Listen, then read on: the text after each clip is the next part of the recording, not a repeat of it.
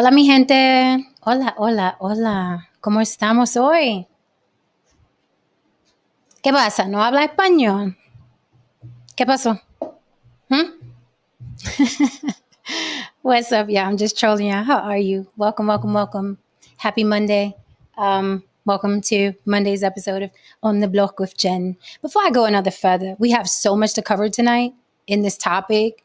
This is going to be a good one, okay? This is going to be the one that you wish you were here for because there are a lot of layers to this. So before I even get to yapping, let me bring my people up, okay? We'll get into the little business pleasantries, but I see everybody's knocking on the door backstage, so I don't want to keep them waiting because they would get the block popping. Always lovely and talented Lily from YB Limited. Hello, doll. Hey. Lots to cover today. Lily.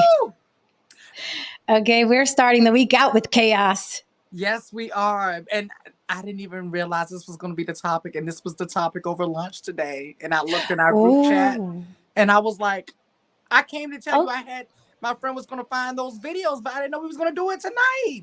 Okay, well, look, doll. It's in the air because Haran said he was talking about it earlier today too. So we're right. We're on the wave. Speaking of chaos, how are you, Haran DeMarco? What's good? Let's go. Let's go. Uh-oh. We all got our sips. They in trouble. They in trouble now. Let's bring up No Saint. Hi, No Saint. No Saint. Hello. Hello. Lots to cover today. And I'm sure with my picture, the thumbnail specifically, you guys are going to want to be here. Whoever's watching, you're going to hang tight. You're going to want to be here. If you're catching the replay, it sucks to be you because you're probably going to want to get a piece of this, okay? So, you know me, I'm very creative with the thumbnails. Are some males just not fit to fight for the female? Are some males just not fit to fight for the female? As you can see, I'm tying that into mass shooters, incels, mgtow, passport bros. Is there a connection? I believe there's a connection, but I'm the devil's advocate. With that said, you can reach me on all social media platforms on the block with Jen, TikTok, Facebook, Instagram. I don't do Twitter. I don't have time. I barely have time for the other stuff. So Instagram, Facebook. If you want to reach me for business, on the block with Jen at Gmail, on the block with Jen at Gmail for business, collaborations, interviews, topics. If you want to throw a topic at us because you're like, yo, the block could do this topic, some justice, throw it in there on the block with Jen at Gmail. Very, very simple.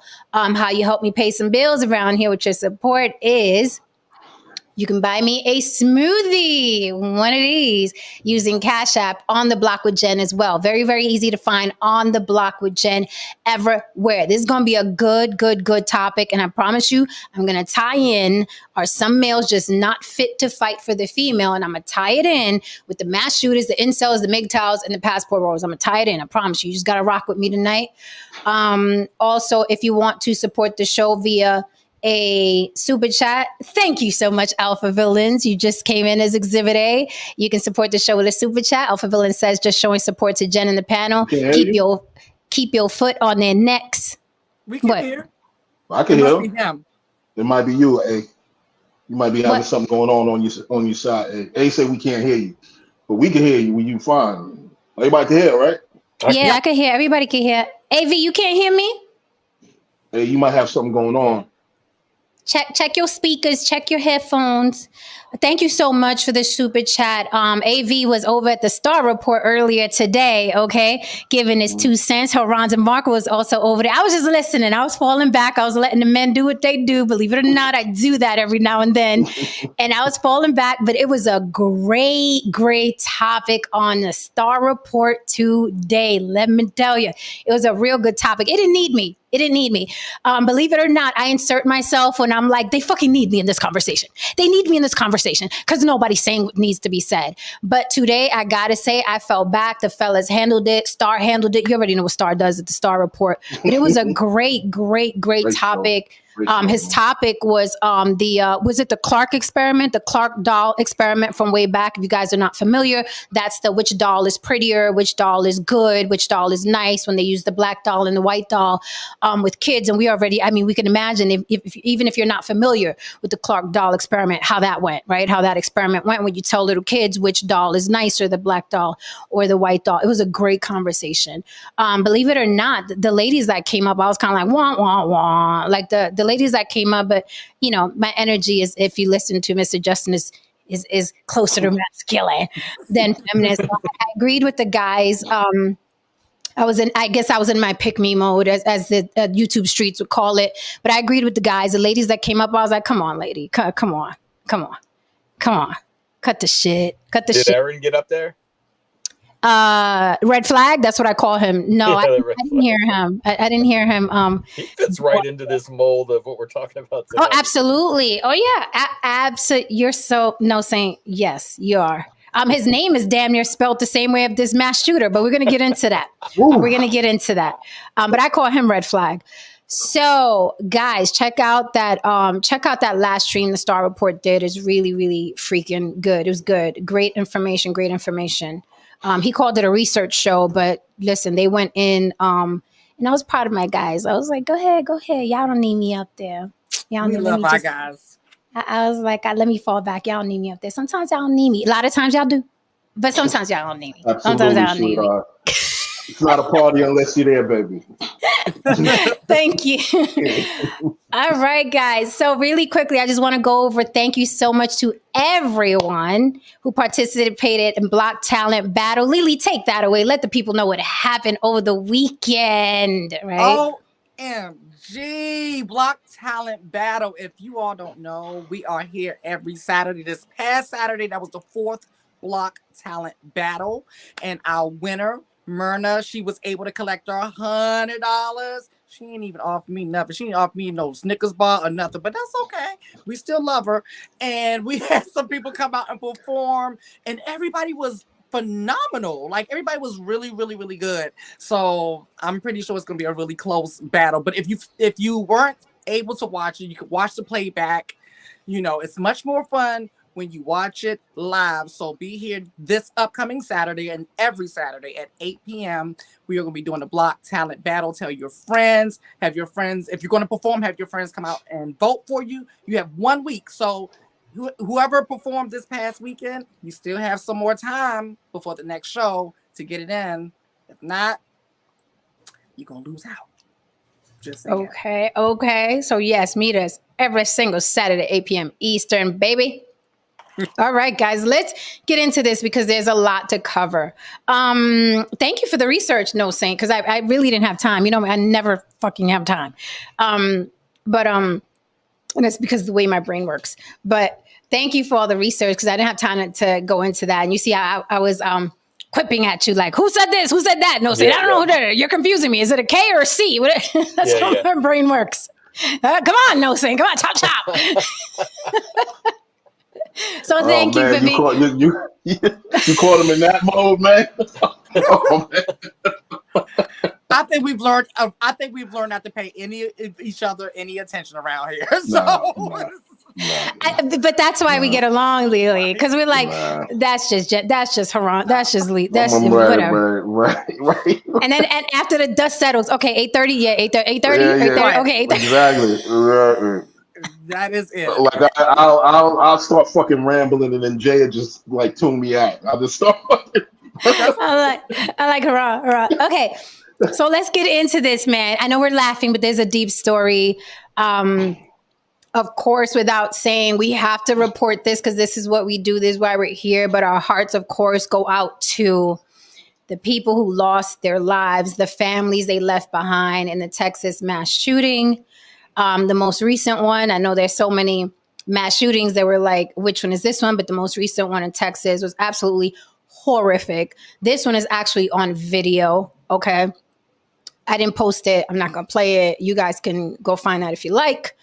I sent it to my team because we're talking about this tonight. But There's actually video of him just pulling up to the mall. He jumps out the car and just starts spraying people on the sidewalk. He didn't even walk into the mall before he started, and it was caught on a rear camera of a car that was pulling out of the mall. Absolutely horrific. Unfortunate for everybody because we're so desensitized to all of this. We're so desensitized, but then you know, it's like we're caught between let this break our hearts for weeks and weeks and weeks, like mass shootings in elementary schools, or keep moving, you know what I mean? Because this is life here in America, right? So it messes with you, you know what I mean? It does mess with you. We are all human. We all do have a family. We think about when we're at the mall or our relatives are at the mall, we just want to go buy a shirt, and next thing you know, we're planning funerals. It's a horrific thing. It's a horrific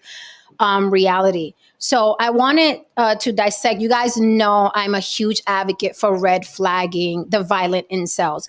Now, I know with that said, every article I've read regarding mass shooters or incels, there's always this little disclaimer. Hey, not all incels are violent, right?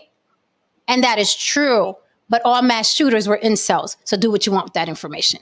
Okay? So I get it. Not all incels are violent. Some of them just can't get ass. Great. Great that those guys stick to their PlayStation. But all mass shooters were incels to some capacity. They all left some manifesto of how women were this and that, and women this, and war on women, and, you know, the Jews and the blacks and the Latins. There's always this manifesto, and there's always the star of that manifesto. Have we seen over and over and over again? The star of the manifesto is usually, I can't get no ass. I can't get no ass from those evil women. Those evil women refuse to give me ass. That's usually the core of all the manifestos that I've read. And it's sad that I say all the manifestos that I've read, right? Because there are many. So looking into this guy, he is what I call, you guys heard me use this phrase before, a white Tino, which is basically a white person that speaks Spanish. We have them in Puerto Rico and Cuba and Colombia and Dominican Republic. I call them white Tinos. That may offend some Latins, but that is what you are to me. If you present as white, then you're white to me, right?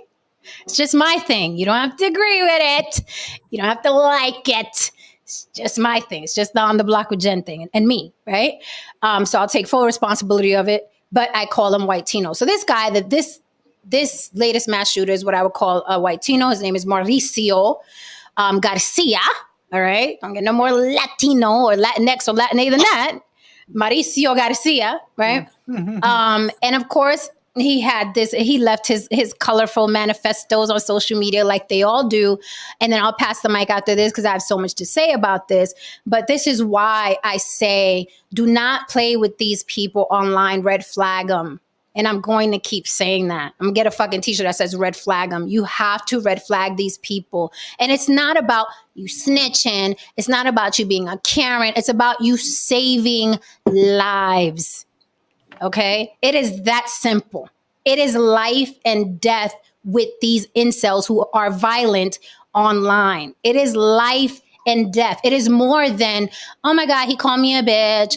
I'm not going to pay it any mind. I'll just scroll away. Do not scroll away. If a man is continuously being violent verbally online, if he's continuously attacking minorities, if he's continuously attacking women and saying that there should be violence brought to women, red flag them. It is one phone call, people. It is one phone call to your local FBI. I'm going to keep stressing that. Y'all can clip this. I don't care what you do with it. Red flag those verbally violent motherfuckers online. And we've all heard one. Now, I'm not talking about one of these man bitches that we've argued with before. There's a lot of man bitches running around too.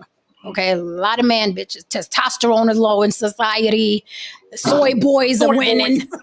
Right? The soy boys are winning. They're populating the planet now. I get it. I'm not talking about them. I'm talking about, I have literally heard dudes. One was up here. Well, women should be attacked. There was another guy on another channel that I won't mention the channel, but he was saying that there has to be a war on women and it has to be soon and they need to be put down like wild boars. Okay. So when someone speaks like this, when a man speaks like this, red flag them, call your local FBI, take screenshots of their pages, get video, do screen recording of your video, just send it to the FBI. There's literally a whole fucking division waiting for you to give them this information. So do it, because you may be saving lives. Children were killed at this last mass shooting. Children should not be killed in an outing with their parents to the mall. Red flag these motherfuckers. Red flag them. And I'm upset that this guy left so much violence in clear view, because you know these guys tell on themselves, in clear view, and he wasn't red flagged. But this is what happens when you don't red flag them, because I don't give a fuck that you can't get ass. I don't give a fuck that everybody's rejected you. I don't give a fuck that you can't get pussy. Drive to a bridge, okay? Hit the gas and keep going. Or swallow some lead, hollow point preferably, and leave the world alone. Leave the world alone. No one has to pay for you being an awkward fucktard. Because I'm not against, listen, I said something controversial a while back. I feel like deleting yourself is pro-choice. It is. Just don't do it on the A train, because I got places to go. On that note, I'll pass the mic. They love the A train. I'm like, why? What is it? The fucking head's like the suicide line. It is. The A train. So, like, I'll pass the mic there. Again, I have a lot to say, and I want to collect, again, connected to the mass shooters, the incels, the mgtows, and the passport bros. And remember, the topic is: are some males just not fit to fight for females? Lily, you got me watching Chimp Empire, and I'm all in them chimps. I'm all about them chimps. I mean, them chimps, they give you the tea. Yeah, there's a weird noise, guys. I don't know who it is. Haran, is probably you, and it's killing my ears right now. What is it? It's like this sound, like it sounds like this. Well, I just have my earplugs in. I don't know. Okay. I don't know if it's like when you move around or what. It's not no saying because he's muted. Okay, It's like maybe something. It's weird. Okay.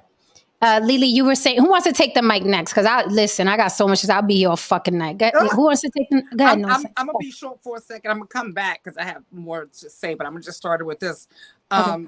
So, like I said, I was with one of my girlfriends. She was in town today, Mm-hmm. and we started talking about this, and just talking about as women how it's scary out here, and how we feel like how we feel on extra guard more than ever because of a lot of vitriol that we're seeing out here, and how the gender wars have just gotten crazy. So she started telling me about on TikTok, just like how there's the manosphere and everything like that. I don't know if anyone knows about this, Mm-hmm. but she said she was going to get me the videos, and like I said, I didn't know tonight we were going to talk about this. So, Mm-hmm. but she was saying like there's something that's popping up now, kind of like the manosphere, but it's men talking about deleting women. Because it's everything, they're blaming everything that is going wrong in their life on women. Mm-hmm. And they're clearly incels, okay? And so she said it's growing, and it's like as soon as they delete one channel or one person's page or whatever, someone else, more pages pop up. And I was just like, wow, because what made her tell me about it is because I said, what I see is more violence against women popping up. Because she said, yeah, because women for so long needed a man. And when a lot of these men say, they try to reference back to their grandmother and just like Iyanla and stuff like that, it's like, hey, these are different times. Women have surpassed men, especially Black women have surpassed Black men, especially.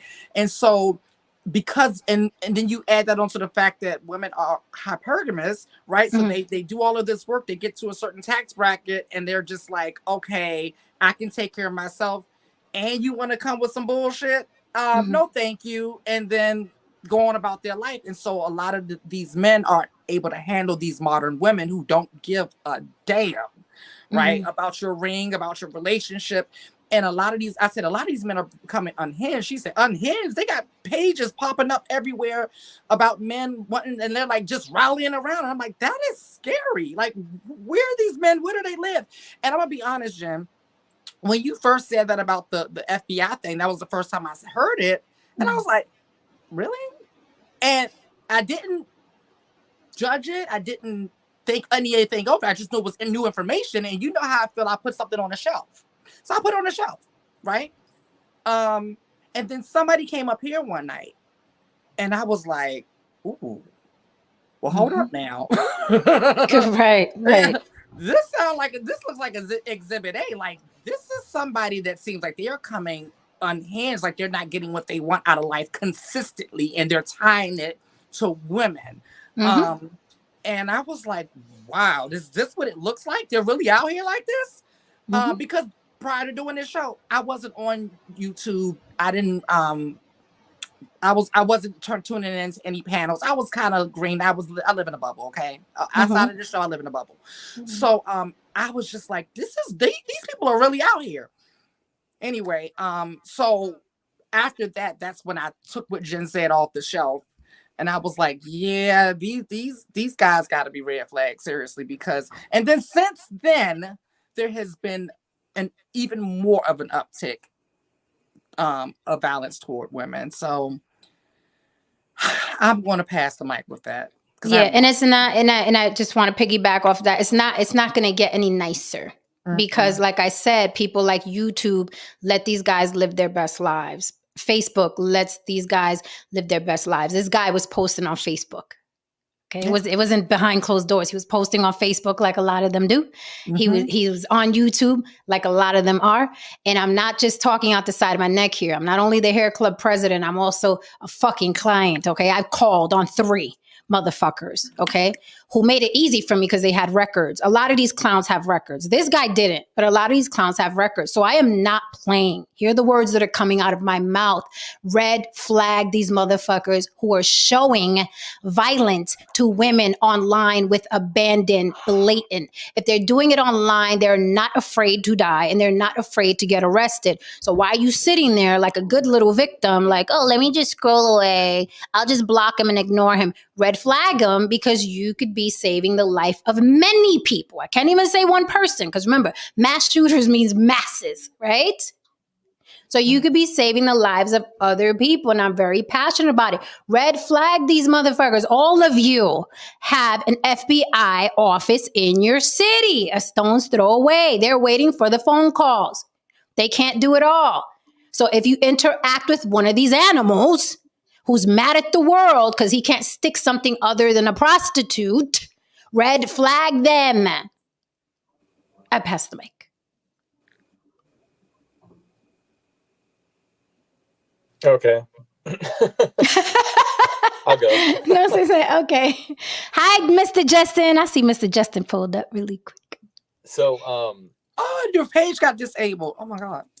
What? Justin's page got disabled. Oh, that sucks. Yeah. So, yeah, this Eric, his name was Eric Toller, was the guy that got a lot of this information out.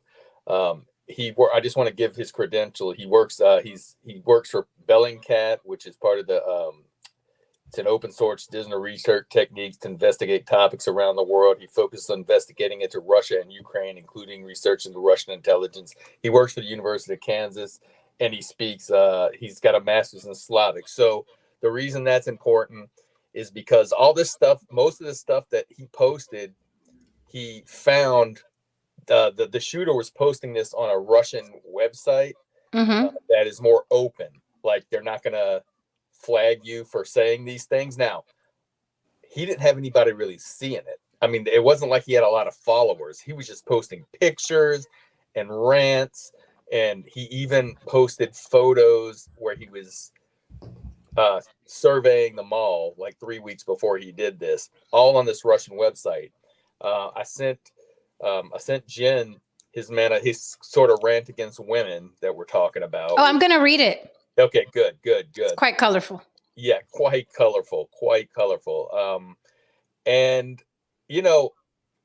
I'm not sure how I feel about Twitter at this point, because my morbid curiosity, once I go look for things. Now I know that it's posted on Twitter, I'll go look. And I saw the victims, and I saw him. There was a video of him laying on the ground, you know, after Dead. you've seen it too, Jen? He is in a pool of blood, dead. Pool of blood. Yep. As well as I saw the 5-year-old child with part of his brains on the ground, basically.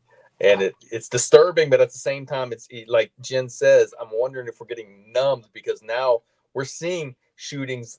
This has gone back years, where there was the guy that shot the reporter live on TV, or that, you know, and it's just like it's becoming something that you're just like, you know, it doesn't shock you anymore, which is disturbing. But we're way beyond desensitized, like way beyond. But what's even more fucked up about how we're desensitized is that we're desensitized to tragedy, children dying, but yes, we are infatuated yes, with a woman who won't date a bus driver. Oh, yes, that's true too. But Okay. I want to say what was crazy about this, and as Jen says, white Tino, is like I sent her the picture where there was a cartoon picture, and it was like Latino, like a young Latino child, and he could act black, and it had this nice house that was, you know, shiny, or choose white supremacy, and it was like a dark house. And basically his little thing underneath was like, I'll choose white supremacy. and he signed it. He signed that manifest, that thing about women. He signed it, or he said Hail Hitler at the bottom. And he had the SS tattoos and the swastika tattoos, yep, and all kinds of neo-Nazi stuff. And it was just like, it's really bizarre. It really is bizarre, because, you know, the Nazis would have put him in a concentration camp as well. So, I mean, but that's the case with a lot of people who, even Clue, when he was on here the other day, talking about, you know, George Floyd, and, you know, this one deserved it, and blah blah. I was like, well, you would have been on the other end of that. You would have had the knee on your neck, sir. Right. But you gotta let people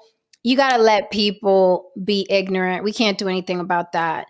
But, you know, seeing things like what No Saint just said, and this show is raw. Everybody knows that.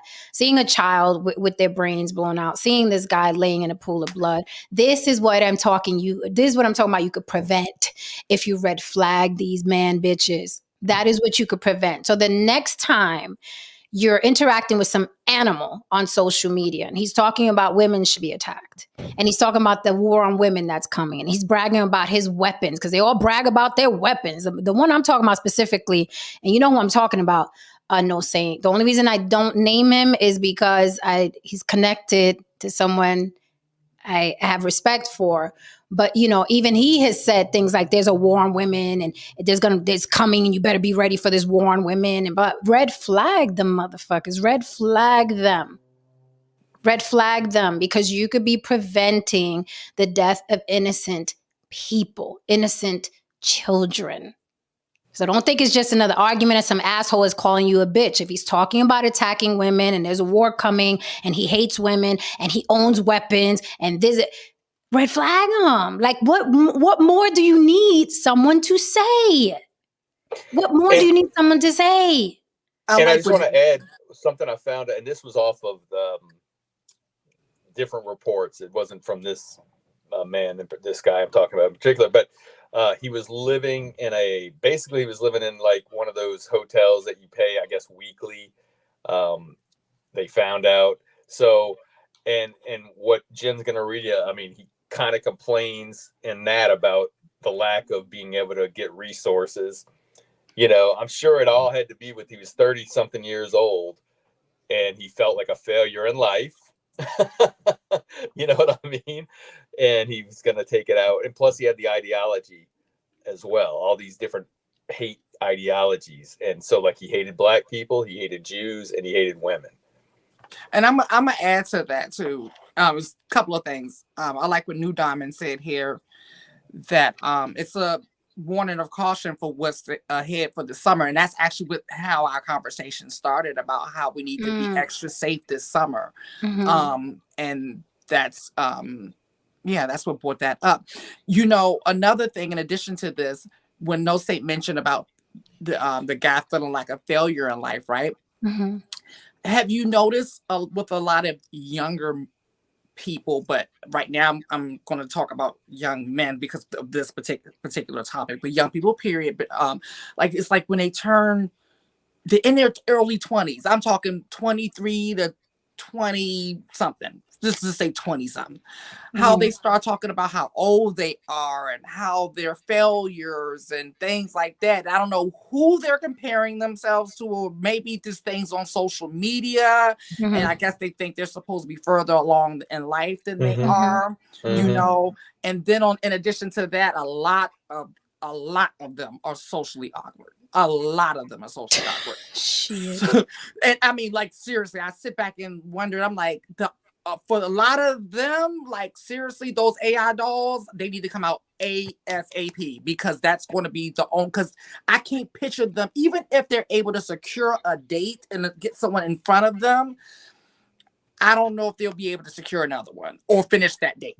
And another thing that I read or saw on other sources was that he tried to go in the military and they kicked him out within 3 months because of mental. You know, I hate to bring up the mental thing, but because he gets mental. But yeah, he didn't finish basic training. They was like, no, you got to go. Yeah. And he might have been, like you said, I'm not sure. He probably was. He obviously, I mean, I don't want to say something, but he probably was awkward. I mean, I'm not sure, but I'm guessing. Oh, I guarantee he was awkward. Yeah. Like, I guarantee, without even meeting him, I guarantee it. I mean, it's the same fucking MO. Over and over. Yeah. What I wanted to say was, going back to the topic, mass shooters, incels, mgtow, passport bros, is there a connection? So here's the connection that I made. All of the above that I mentioned. Can I just say something? Well, after I finish my point. Okay. I just wanted to say that the connection I wanted to make is that they all have serious issues with women. Okay. One group gave up on them completely. They're going their own way. The other group is flying out of the country so they can pay women to have sex with them and act like they like them. Another group tends to be, they fall into the mass shooter category. So there is a connection. All these groups of men who have vitriol, okay, versus women, they all have issues getting women, keeping women, marrying women, having sex with all of them. mgtow, passport bros, unless they're paying, okay, and have the promise of America in their suitcase. Incels, mass shooters, they all have issues with women. What is the common denominator? Women, all of them. Haran, you were saying? Yeah, I mean, most of the stuff that we actually talk about on this channel, you're just seeing it happen in real time. Like, one of the things we say is that the most undesirable men are the most dangerous men. You know what I mean? Because you have to look at it from a natural perspective. A man's biological imperative is to pass his genes on. That is what you do instinctively. Now, if you're unable to do that for whatever reason, then all kinds of things go haywire. You start questioning yourself, you get angry, blah, blah, blah. You start blaming people and so on and so forth. Here's the thing that's different now. We'll start from the hunter-gatherer days before, monogamy, and we'll just come back to the present time. Before that time, the guy who killed like 8 buffalo and dragged them all on his back, that's the one that women piled on. You know what I mean? He's the guy, blah, blah, blah. But after a while, certain things like that wasn't necessarily beneficial to society. So they had to democratize sex or democratize the concept of people mating and so on. So the average guy can, be able to pass his genes along. So now you have monogamy. You have, pairings and so on and so forth. And within that space, as we went through history and society, the man basically had most of the control. They constantly talk about going back to the 1950s and 1960s, a time where the man, basically, a woman didn't have too many options. You have to ask her husband, you know what I mean, for money. She didn't have her own bank account. But, you know, most of the time she probably could vote, yada, yada. Problem here is that within that space, the most average man can succeed. I mean, all he needs is like pretty much a job or some means to take care of a family. Bread was like 10 fucking cents back then. I mean, you could pretty much, you know, you can make some shit shake, even if you were a complete fucking idiot. Mm-hmm. You know what I mean? Now it's a different situation because now women have their own, pretty much have their own anything. You know what I mean? Women can literally live the life of men. Women now can live, I will contend that women now can live a better life than men from the 1950s and 60s. Yeah. In terms of access to resources and so on and so forth. So under that premise, well, what do you have? Well, the average guy is going to have to step his game up. But has he ever had to? So the average woman, she can have her pick up the litter. She can have her requirements. She can have these things. She can say, I don't want a fucking bus driver. I don't want a coffee date. I don't want a coffee date. And that causes a fucking problem. Because it's like, right there, because it's one of those things like, and what's the first thing that they say? Well, how you supposed to get married, blah, blah, blah, so on and so forth. See, that was the trick. That was how they kept women in place. You'll never get married. You'll never get married. You'll never get married. Now, when you don't have that anymore, when you don't have the threat of not getting married anymore, who's owning the power dynamic in terms of the relationship dynamics? Women. So let's not. Wait a minute, because women control sex. So if men no longer have that much control over marriage, who gets the upper hand in the pairing? Women, because women control sex. Mm-hmm. Go ahead, John. I didn't want to skate over that, but I don't want to stay on that because I want to do that topic another day. But you made a great point, see, and we saw that here the other day on our show where, you know, this guy was asking me, do I accept a coffee date? I said no. And we saw it even though, and you know, he's a cool guy. We all know he's a cool guy. But we saw how persistent and insistent he was that I should accept a coffee date. You saw he just kept going. He was insistent. Like he couldn't get it through his head that I would not want a coffee date, like my audacity. And it goes back to, you know what I mean, where men don't know what to do with a woman that you can't hold the wedding ring carrot over her head. Because what was the retort between Lily and I, soon as he said, well, you're not going to get married. And Lily and I, in fucking unison, like a chorus, said, who the fuck wants to get married? Like, y'all are stuck at a time where if a woman didn't get married, she'd die. She'd be on the sidewalk, destitute, broke, and we're no longer there. And even in 2023, I'm noticing that men, they don't know what to do with a woman that doesn't want to get married or be at a man's beck and call. And since more and more women, right, are being that way, these men are getting worse and worse and worse because they don't know what to do with that. What do I do with that? She doesn't want to get married. And that was huge leverage. That was huge leverage back in the day. You don't want to be an old spinster. You're going to end up with cats. You'll hit the wall. Bitches are running to the wall now. And running to get cats. They're running to the wall. They like, hold up, so I can hit this wall, be hot, fuck who I want. I got my own money. I got my own crib. and I don't got to wash your dirty drawers. I don't got to be stuck with one guy who's going to grow a gut and sit there watching fucking sports. The wall it is. Give me the wall. Give me the wall. I'll take door too. Incidentally, I just want to say one thing. I didn't know you knew how to sound like a New Jersey Jewish woman. That's very fascinating, actually. It's very good. I do many accents.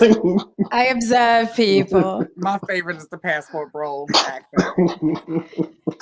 Seriously, like it's like, but we saw it, even though, again, we know the guy's a cool guy, but this is a man who's married. He's married. He should not be concerned about what any single woman would or would not do at all. And yet he was insisting that I should accept coffee. There's a married man. So very interesting how just the vibe of it is how dare you have the audacity? You're supposed to accept the bare minimum. What? By golly, you're a woman. I mean, but have you seen when you tell them, like, oh my God, when you either tell them that you don't want to be in a relationship or you have zero interest of marriage, they are like, what do you mean? Huh? What do you want? What? But you're gonna be lonely. You're gonna be lonely. And I'm like, right. No, it sounds like you're projecting your shit onto me because I'm not lonely. And every time, I'm sorry, every time I've heard the phrase, well, who gonna wipe your ass? It's always come from a man. Right. It's always come from, I never hear women say, well, I'm gonna need somebody to wipe my ass when I'm 95. That's why I got married. This ass wiping thing is major. This ass wiping thing is like, it's serious. You notice every time there's a panic, it's all about the ass. Like the pandemic, everybody ran out to get toilet tissue. Yeah, a concern about everyone's that old age is the ass wiping. What is it with people and dirty asses? Maybe by the time we're older, asses running around here, and they just want to make sure all of them are covered. Come on, by the time we're older, they're gonna have an AI robot for that. The ass wiper. It's going to be. You just got bend over. Just for spinsters and bachelors. I'm gonna get one. I'm gonna die spreading cheeks now. Please relax. All done. Dryer has begun. Oh yeah, give me one. Sign me up. Put me on the wait list, please. Man, listen. Oh boy. Actually, no, don't put me on the wait list for the first one. You always get the third one. I was just about to say one, but I'm always no. I don't know. Deal with the fourth generation. Always deal with the fourth generation. Okay, learn from a guy in tech. Yeah, learn from a guy in tech. Always deal with the fourth generation. Right. Okay. So, the reason why I'm so adamant about the red flagging thing is because there's something I noticed when I was listening to the Star Report earlier. And the reason why I didn't agree with the women who called in, because they were in their bag. What's the resolve? Oh, what we got to do is work better together. And it's easier to raise a good child and fix a broken human. And what the solution is, bitch. Girl, we passed that. The ball is rolling down the mountain and collecting more snow as we speak. Yes. The ball is done. It's nothing we can do. I mean, so it's like they're bitch. There's no solutions. There's the gun store and target practice and some hollow points. Ain't no fucking solutions. That's okay. It. Get you a nice sight and a Ghost Pro trigger, bitch. Okay, that's the fucking solution. But to hear that type of stupidity, because it's ignorance and stupidity. What's the resolve? So when you look at it, right, I know people are going to start talking about, what's the resolve for these incels? We got to help the incels. There's something we got to do. Like, I don't know, girls, be nicer to the nerd in class. Remember when that shit started, that campaign started? Be nice to the quiet. Yeah, be nice to the quiet, awkward guy. And that's not going to happen. Mm-hmm. Kids are kids, and kids are cruel. Kids are cruel. They're cliquey. Okay? Actually, adults, always remember one thing, folks. Adults are just children who learned how to lie. Yeah. That's it. Kids will tell you the truth. See that now. We see that on here. Exactly. Like all of people's arrested development has come out and has been even more arrested since the development of these things. Mm-hmm. I don't hang around men who are terrible with women. Oh, say that. I don't hang around men who are terrible with women. I don't hang around men who are just unlucky in love and life. Because 9 times out of 10, that guy's a complainer. That guy, he has not one competitive bone in his body. He is a bag of awkward and defective genetics. And if I bring him around my fellas who are about progression and who are competitive, who are productive, he might feel even smaller. and then he might Correct. cause a problem. And then he might try to betray somebody. It's it's rat shit. It's rat shit. You know what I mean? You got to be around. If you're a productive, confident man, be around productive and confident. Be around other productive and confident men. You know, let me. That's a great point. Before I read this fucking animals manifesto, that's another reason why, if you notice all the colored pills online, the manospheres, or if you notice, right? For those of us who even fucking go down those neighborhoods anymore, because I blocked all the motherfuckers. But if you notice, I hear, you know what I mean, Tristan sometimes be like, did you do such and such? I was like, Tristan, they're imploding because it's not sustainable. Mm-hmm. They're all fighting each other. And it's funny because I was talking to AV earlier today. I said, AV, you notice that anybody worth a damn separated from those crowds? Anybody worth a damn, anybody who really was either a looker or was good at creating their own content and not biting off of everybody else. What Jen talking about? Let me use that and change a couple words. You know, people that were good at creating content, people that gave a damn about how they look, people that weren't hiding behind avatars, okay? Separated themselves. And I'm talking about separated themselves from the fucking animals, the men and the women.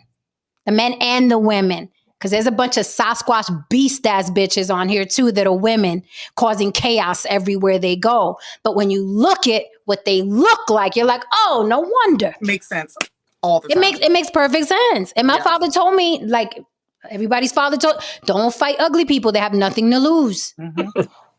Right. They have nothing to lose. I do not fight ugly people. My father told me this. No. He was like, you get in a fight with a girl, who's gonna lose regardless if you win. Because right? the first thing they're gonna try to do is slice your face, Jen. So like, no, I'm not messing with it. Yeah. Nope. And I was gonna say not all of us, but been in some situations. Anyway. But I was telling AV earlier, I said anybody worth a damn separated themselves from those situations. Anybody worth a damn doesn't watch them animals anymore. They don't. Someone has to come and tell me, guess who's beefing now? Because I don't fucking know. That whole crowd is like listening to, from the Bronx, them dudes that stand on the corner all day talking shit when I was on my way to go to work in corporate America. And on my way back at 5:00, they were still on the corner. They still there morning. right now. They still there right now, Right, of course. yeah, right now. Yeah. If I went to the Bronx right now, they'd still be on the corner. Yeah, they right there. They just have microphones now, right? Yeah. And webcams. But anybody worth a damn remove themselves. And that's what you have to do. You have to remove yourself. And when we did, you notice now they're imploding and have no choice but to fight who? Each other. Right. Which was only a matter of time. They have to fight each other now because there's nobody worth a damn left. So it's like, who I'm going to fight now? Oh, this bitch still here. Oh, this dude's still here. Let me dox him. I heard that bitch husband working, blah, blah. They have no choice but to implode and fight and turn on each other like the crabs in the barrel that they are. But anybody worth a damn said deuces to them bums and them dusties and them rats. Did they not? So I'm going to read this dude's words. Quite the writer he was, this guy. Yeah, you'll hear it. Quite the writer. So this is a note from Mauricio Garcia, the mass shooter in Texas. He says, a review of psychological evidence concludes that men are shaped by evolution to be aggressive towards outsiders. From the mighty clash of two stags to the dawn raid of a chimpanzee, much violence in nature is perpetrated by males fighting each other in competition for female mates. A new study claims it's a similar story with humans. Cultural differences, limited resources, and technological developments all play a role. But a team of psychologists based in China and Hong Kong believe the ultimate cause of human war rests with the male libido. Historically, they argue that the lure of an attractive female primed the male brain for conflict with other males, an effect that persists in modern men, even though its usefulness is largely outdated. The reason men chase resources is because of what resources attract women. If men cannot be creators of society, they will be destroyers of society. Now it's up to society which role they want us to follow. In these modern times, the social contract is no longer functioning. Expecting men not to regress and go back to the days of rape and violence when the contract is no longer being enforced and or adhered to is what is truly outrageous, and not the acts themselves. Men aren't entitled to sex. True, I agree. But then women aren't entitled to safety either. The violent responses of men today are retaliatory. There's, oh, he's not done. Oh, clearly. He's not done.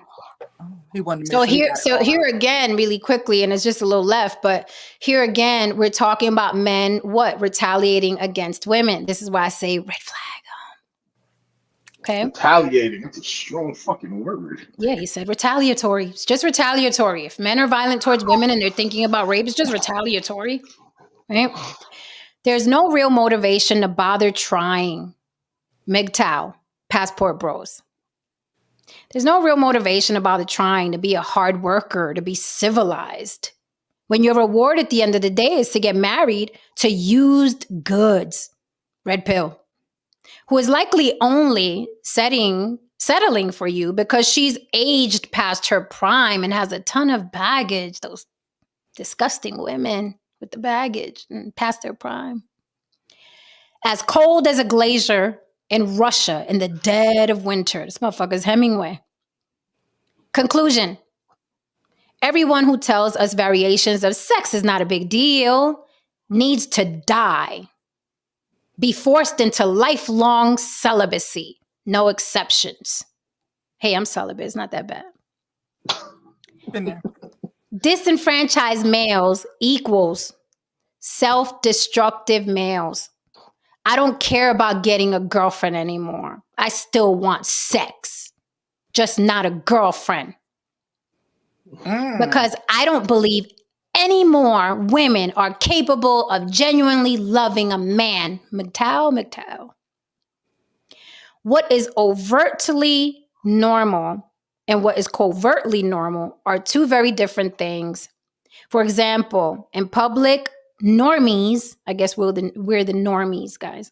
Okay. Normies will say that banging a family member is nasty. But in private, porn website data shows that people are extremely interested in faux cest themed content. If God did not exist, it would be necessary to invent him. Be fruitful and multiply. They have been overprotective, growth stunters, control freak, tyrants, prudes who blue-balled me at every turn, narcissistic abusers, and because they know it will get a rise out of me, they even annoy me just for the fun of it. Mass shooter Mauricio Garcia. Did you blue ball him? I ain't blue ball him. Did anybody at that mall blue ball him?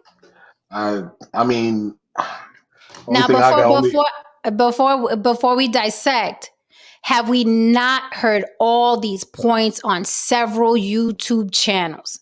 Have we Absolutely. not? Verbatim. Absolutely. Okay. Not the incel thing though. Excuse me, not the incest thing. Unless I wasn't around for that, because that's just nasty. Anyway, wow. I mean, the only gripe I have is, I'll get to the dishes when I'm done. Like, it's the only gripe that I have. I mean, I don't hate women. Like, I don't get. But you know what though? Stupid. He said you always did it. That's how he felt. Right. I started to think like, I didn't blue ball you, sir. Well, remember when I told you guys women are important. Women are gravely important in this society, and if they're not around, men become cruel. This is a microcosm of that example. You have these men who do not have feminine energy around them. Mm. So all you got is just all that masculine energy building, jumping off of other masculine energy. Be like, yeah, fuck her, yeah, fuck her, yeah, fuck that bitch, yeah, fuck her. You know what? What? Let's kill him. Yo, it just grows and grows and grows. This shit was always here. This shit was always here. Come on, it had to be. It's just not a new thing. But with the advent of the internet, and I guess this is the point. I guess this is the spot where I agree with Jen, where the machines have caused an issue, where they've allowed these guys to just multiply at an exponential rate and just spread all that shit around. Because I've been watching this incel stuff for about a couple of years now, and it started for me. It started on when I was reading a couple of the Reddit threads. And you think there's some wild shit on YouTube? There's some wild shit on Reddit. There's some isn't that where they live? Yeah, pretty much. There's some wild shit on there. And I've read a couple of these things, and then when I got to YouTube, that's where I see where I saw a lot of that stuff being translated. Is there a fix for this? Not at this point. Ladies, just shoot these motherfuckers if they cause you any kind of danger. Just kill them. Excuse me. Delete them. Sorry. Sounds good to me. I also wanted to add, like, going back to what you said about what you agree with me, Haran, is that social media is a drug. I don't know why we can't just call it what it is, but I have a funny feeling maybe in 20, 30 years, they'll start calling it a drug, but it is a drug. It is like when, I don't care who disagrees, it is like when they drop crack in the neighborhood. Worse. It is a drug. And yes, Lily, it's worse because crack literally had a demographic. Right. Crack had a demographic. Right. This thing is a runaway train, and it is ageless. We've seen the 75-year-old grandmas twerking. We've seen the toddlers in the store, and they scrolling on the thing. This drug is worse. Wow. It's worse, and it's global, and it's spread like a disease. And it's a runaway train. You can't control it. But I'm telling you, in 20, 30 years, they're going to be calling this a drug. Remember the drugs, Facebook? This is a fucking drug. So you cannot say, even though humans have always been fuck-ups, of course. I mean, it's in the Bible, at Genesis, right? And before the Bible, humans were fuck-ups, right? But you can't deny anymore that it's like, oh, it's not the machines. Humans have always been like this. This is a drug. Humans have always been fuck-ups. Right. But they wasn't able to connect with fuck ups in India or in Kentucky and all reinforce each other's ideas and like that's what you're seeing on the internet is people reinforcing. See, you're able to go into echo chambers and just get your shit reinforced. Because that's the main difference. That is definitely the main difference, and it makes your thoughts become more normalized. Because before, you might not meet that person that has the same point of view, and you're like, man, you just wouldn't say. You're like, I'm kind of weird, I guess, because nobody else talks like this. Something's wrong with me. Now it makes it everything. It normalizes whatever. I mean, just like the porn he's talking about. Right. And what have we heard? And what have we heard echoed over and over again? Men never had a place to talk. Now we're all here together talking. Men never had a place. Men got a place to talk now. How many times have we heard that over and over and over again? Personally speaking, though, so apparently I didn't need a place to talk because this is what you did with the place to talk. Personally speaking, I really, really, really have no sympathy for the white heterosexual man talking this crazy shit about, nothing is fair anymore. Like, really, like, you've been at the top of the food chain forever. You still are. This is really not that much of a big threat. But for some strange reason, you continue to convince yourself that you're being discriminated against, you're being tortured, and so on and so forth. I will say this though, again, we've reached the point where the solution has become far more complex than the problem, and this is only going to get worse from here on out. That's the only way I see this happening. This is only going to get worse from here on out because from a mathematical perspective, there's always been more undesirable men than desirable men. So technically, there's always been more incels or potential incels than suitable men. You know what I mean? Women right now, they have their pick of the litter. I mean, women literally are in the space right now where they can choose And not only whatever Adonis they want. right, not only the pick of the litter, but can choose to be alone. Right. Yeah. Can Yeah. choose to be just left the fuck alone. Yeah. Did And you have see a the stat? nice paying job, have a career, have a Did, whatever A the fuck. vibrator, and yeah. you're good to go. Did you see the stats I sent Yeah, you all no, this morning about that? Mhm. About like did you see that this morning? I sent the stats that they had about like the number of men that are desirable, like versus the ones who aren't, and that's a real thing. Like the stats are out, you know, and so then you put them on the internet and then you get them to reinforce each other, and that's the majority of society, right? So that's why it's so scary for us out here. And yeah, like Jen said, you make sure I don't leave the house with an empty bag. Let me just put it like that. Go ahead, no But if saying. these, Yeah.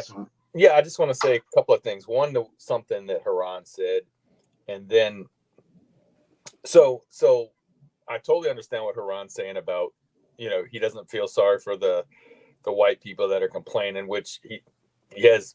That's perfect because it's true. What he's saying is true. But I will say this: everybody's problem is important to them. Like I have to remind myself, because we have a guy here that is in stage 5 cancer.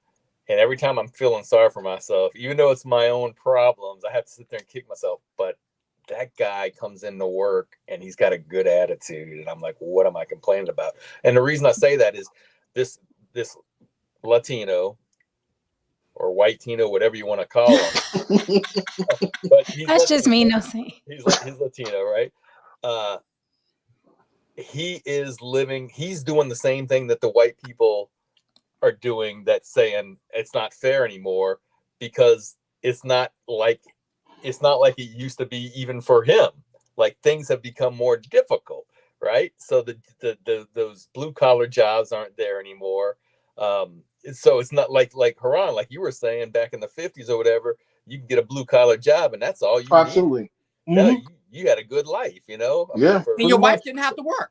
But yeah, exactly. So he's saying kind of the same thing, like the resources are doing. He's feeling sorry for himself. But the other thing I want to say is this: as much as we're saying that, and the women do have the pick of the litter, and the desirables versus the people that aren't as desirable, men just need. This guy just gives up, right? He's kind of this guy who did the mass shooting. He's focused so much on, I can't get the resources. There's women, and Jen, you've said this before, women will overlook a lot of stuff. Maybe you're funny. Work to your strengths. If you're not in the top percent, work to your strengths, your sense of humor, maybe, or maybe, like, I don't get this disliking women just because. Look, I like women a lot. I mean, I like them. I do. I like them a lot. And Thank you, no saying. And not just as I want to be with this person in bed. I like them. I like interacting with them. I'm good with guys, but I really like to go out and chat with women, because they have such a different perspective, and it's fun. It's mentally challenging, and it's not just my buddies at the bar or whatever at the games talking about sports. It's totally a different. So I just don't understand the vitriol that people are having towards women, all because they can't sleep with them. It's just bizarre. I have a theory, and I think I understand what this is now. When I look at it from a core level, I understand now. Women, at a core level, this is the difference between women and men. Women have to constantly be in a constant state of change and flux. Men, we get addicted to complacency and routine.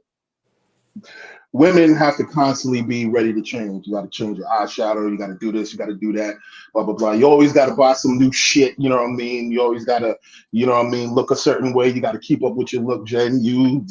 As you are running a business, you have to do all this. You have to do all that. Whatever. You know what I mean? Haran has a shirt and a cap.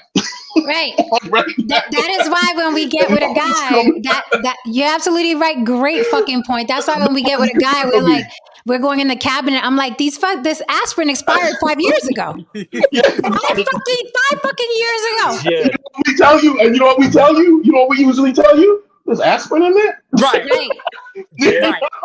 I kid you not. If I wouldn't have, if Erica, I'd had shirts for 20 years. Like that's normal, no saying. That's no, we're used to it. Yeah. But this is the thing. That's the reason why Jen and I talk about this all the time. That's why here's the thing. Let me just get this point. Rob, real quick. So in this world where you got to think about it for a second, I'm not giving these guys passes at all. But if you got to think about it, and they have absolutely no point of reference. We have decades and decades and decades and decades, centuries, where all men have to do is this, yes, and you got the girl. This, and you got the girl. And now, we're at a stage where it's just like, all you got to do is this. Hold on, wait a minute. You got to do something different. Hey, do we have a point of reference? No, there's no point of reference. He looks at his dad. His dad is like, I don't know. All they have to do is this, and this. I don't know what's going on. So they have no point of reference. They don't know what's going on. They get frustrated, blah, blah, blah, and they have to change. That is the only thing that's going to work right here. The willingness to change. And a lot of men don't want to change. So we're probably at a shift in society right now where the change is going to happen. It's going to be brutal, though. It's probably going to be a lot of collateral damage. But the generation after us are probably going to realize, okay, we do need to be this. We do need that. Things are different things or whatever it is, because I'm pretty sure there was a shift. There had to be a shift in gender dynamics. You know what I mean?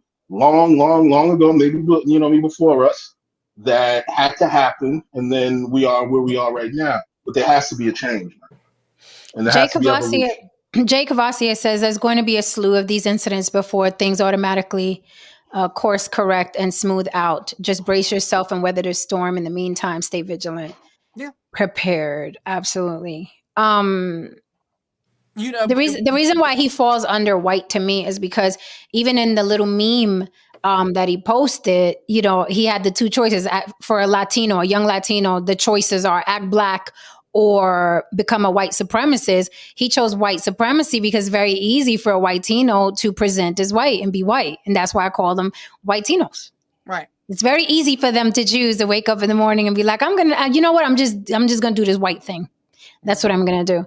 Another point I wanted to make was this Mauricio Garcia, the mass shooter. It says he maintained a profile on the Russian social networking platform OK.ru, including posts referring to extremist online forums such as 4chan and content from white nationalists, including Nick Fuentes, an anti-Semitic white nationalist provocateur. And it brings me back to the point I said where these social media platforms, at least the ones in this country, are going to have to be held accountable, because Nick Fuentes is not Russian. Okay, he's American and he's here, right? But him, along with other people, even the Auntie Nasheeds, the Auntie Tariq Nasheeds, and the Nick Fuentes, and these people who are constantly spewing vitriol and incensing a bunch of idiots, a bunch of dopes to just move forward, right? And kind of do and people be like, no, just because somebody says something doesn't mean that they wanted them to run into the Capitol. They were the catalyst.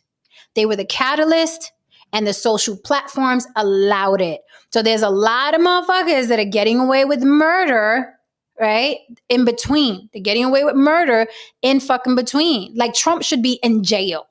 In my opinion, what he did was the same thing as going to a movie theater and yelling fire. Yes. I was going to bring that up.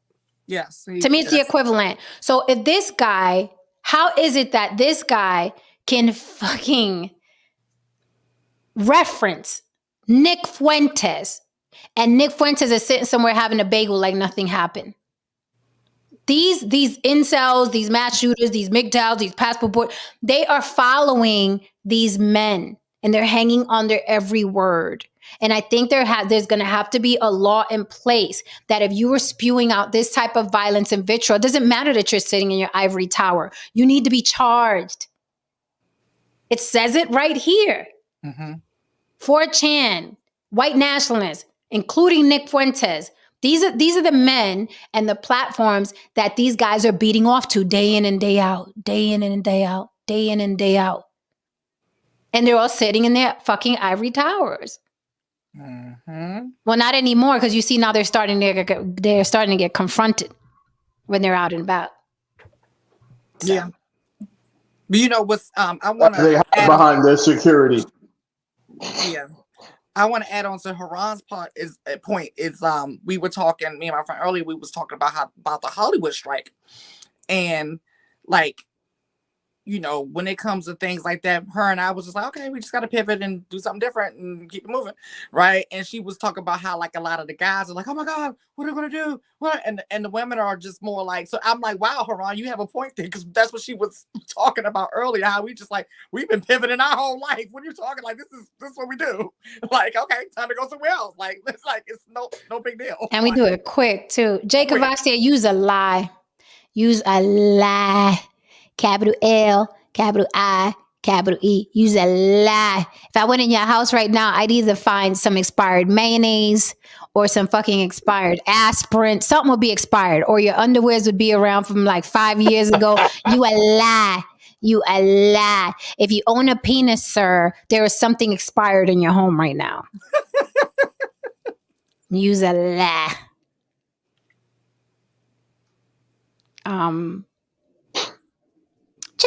It says those content creators need to be held accountable. They radicalized a lot of men in those chats for clicks and views. They are crux of the problem. They are the crux of the problem. Absolutely. And that's what I'm saying. Like, we're living this in real time. In a couple years, it's going to be different, and there's going to have to be laws in place. But unfortunately, a lot more people are going to have to die and refer to the Trumps and the Kevin Samuels and the Nick Fuentes. Like, these things, unfortunately, are going to have to keep happening. And these idiots going to have to keep being referenced for someone, and for a lawmaker to be like, hold up. So these killings keep happening. These names keep coming up. Maybe there's something wrong with these names. Maybe there's something here. Mm-hmm. Mm-hmm. It's just scary. It's just scary. Incidentally, though, I'm looking at these Timbs, and I have had these for quite some time now. Not the This might be the third, fourth summer. Yeah. I think it's time to. Oh, that's long for Timbs. That's long for Timbs. That's long there. And I kept them in great shape. They're ancient. Your Timbs are ancient. I kept them in great shape, buffed them and anything, but then I was like, well, he's kind of been around here for a minute. I went out one night, and anyway, I came home with a woman, and we were gonna do the deed or whatever, and I brought out this condom that I had in my wallet probably for 5 years. Wow. And that thing just disintegrated. So it really does do that? I've heard that too. That's so funny. And I'm like, oh, like that scene in House Party. I'm like, this is real. Remember the scene in House Party? When he pulled the condom out. This thing's got an expiration date. Mm-hmm. Yeah, apparently. Look at you, no saint. You know, responsible and shit. Pulled out a condom.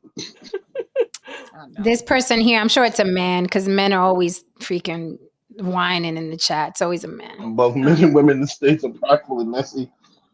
Oh, boy.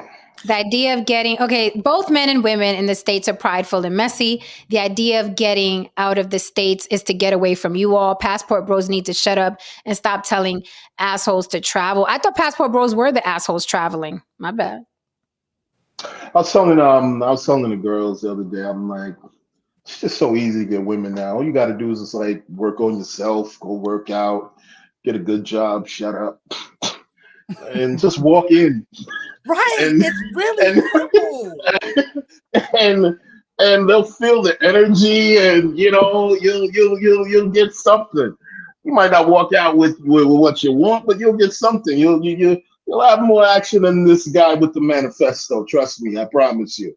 You know what I mean? And it's just one of the. But all jokes aside, man, this is why when you choose victimhood, the only thing you get out of that is that you find yourself hanging around more fucking victims. Right. Mm-hmm. And the And you're gonna only thing victims do, the only thing they're good at is looking for reasons to be victims Mm-hmm. and and looking for permission to be right. victims. Mm-hmm. Go ahead. I'm sorry. Dude. No, and I was going to add to that you're going to keep getting experiences to validate that victimhood. Whatever Yeah, you believe, like whatever you feel, you're going to keep attracting that shit. You're going to keep attracting it. Like absolutely. it's that simple. Like This is Rod Vio. This is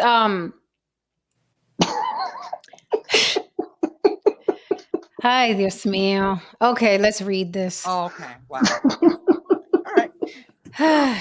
I think y'all ignoring another aspect, because this is an aspect to the mgtows and the passport bros and the mass shooters and the incels. This right here is another Okay. aspect of it. Go I ahead. think y'all ignoring another aspect. Women be mean as hell nowadays. The sugar and spice and everything nice is gone. So men are dealing with some cognitive dissonance.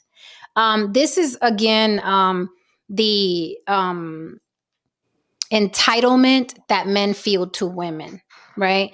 What men are not liking, and this is not necessarily saying you. I just think it was a stupid statement. I'll address the statement, not you, because I know you're married and you're great. You're married, great. But since you're talking about women in general, I'll talk about you and other men in general.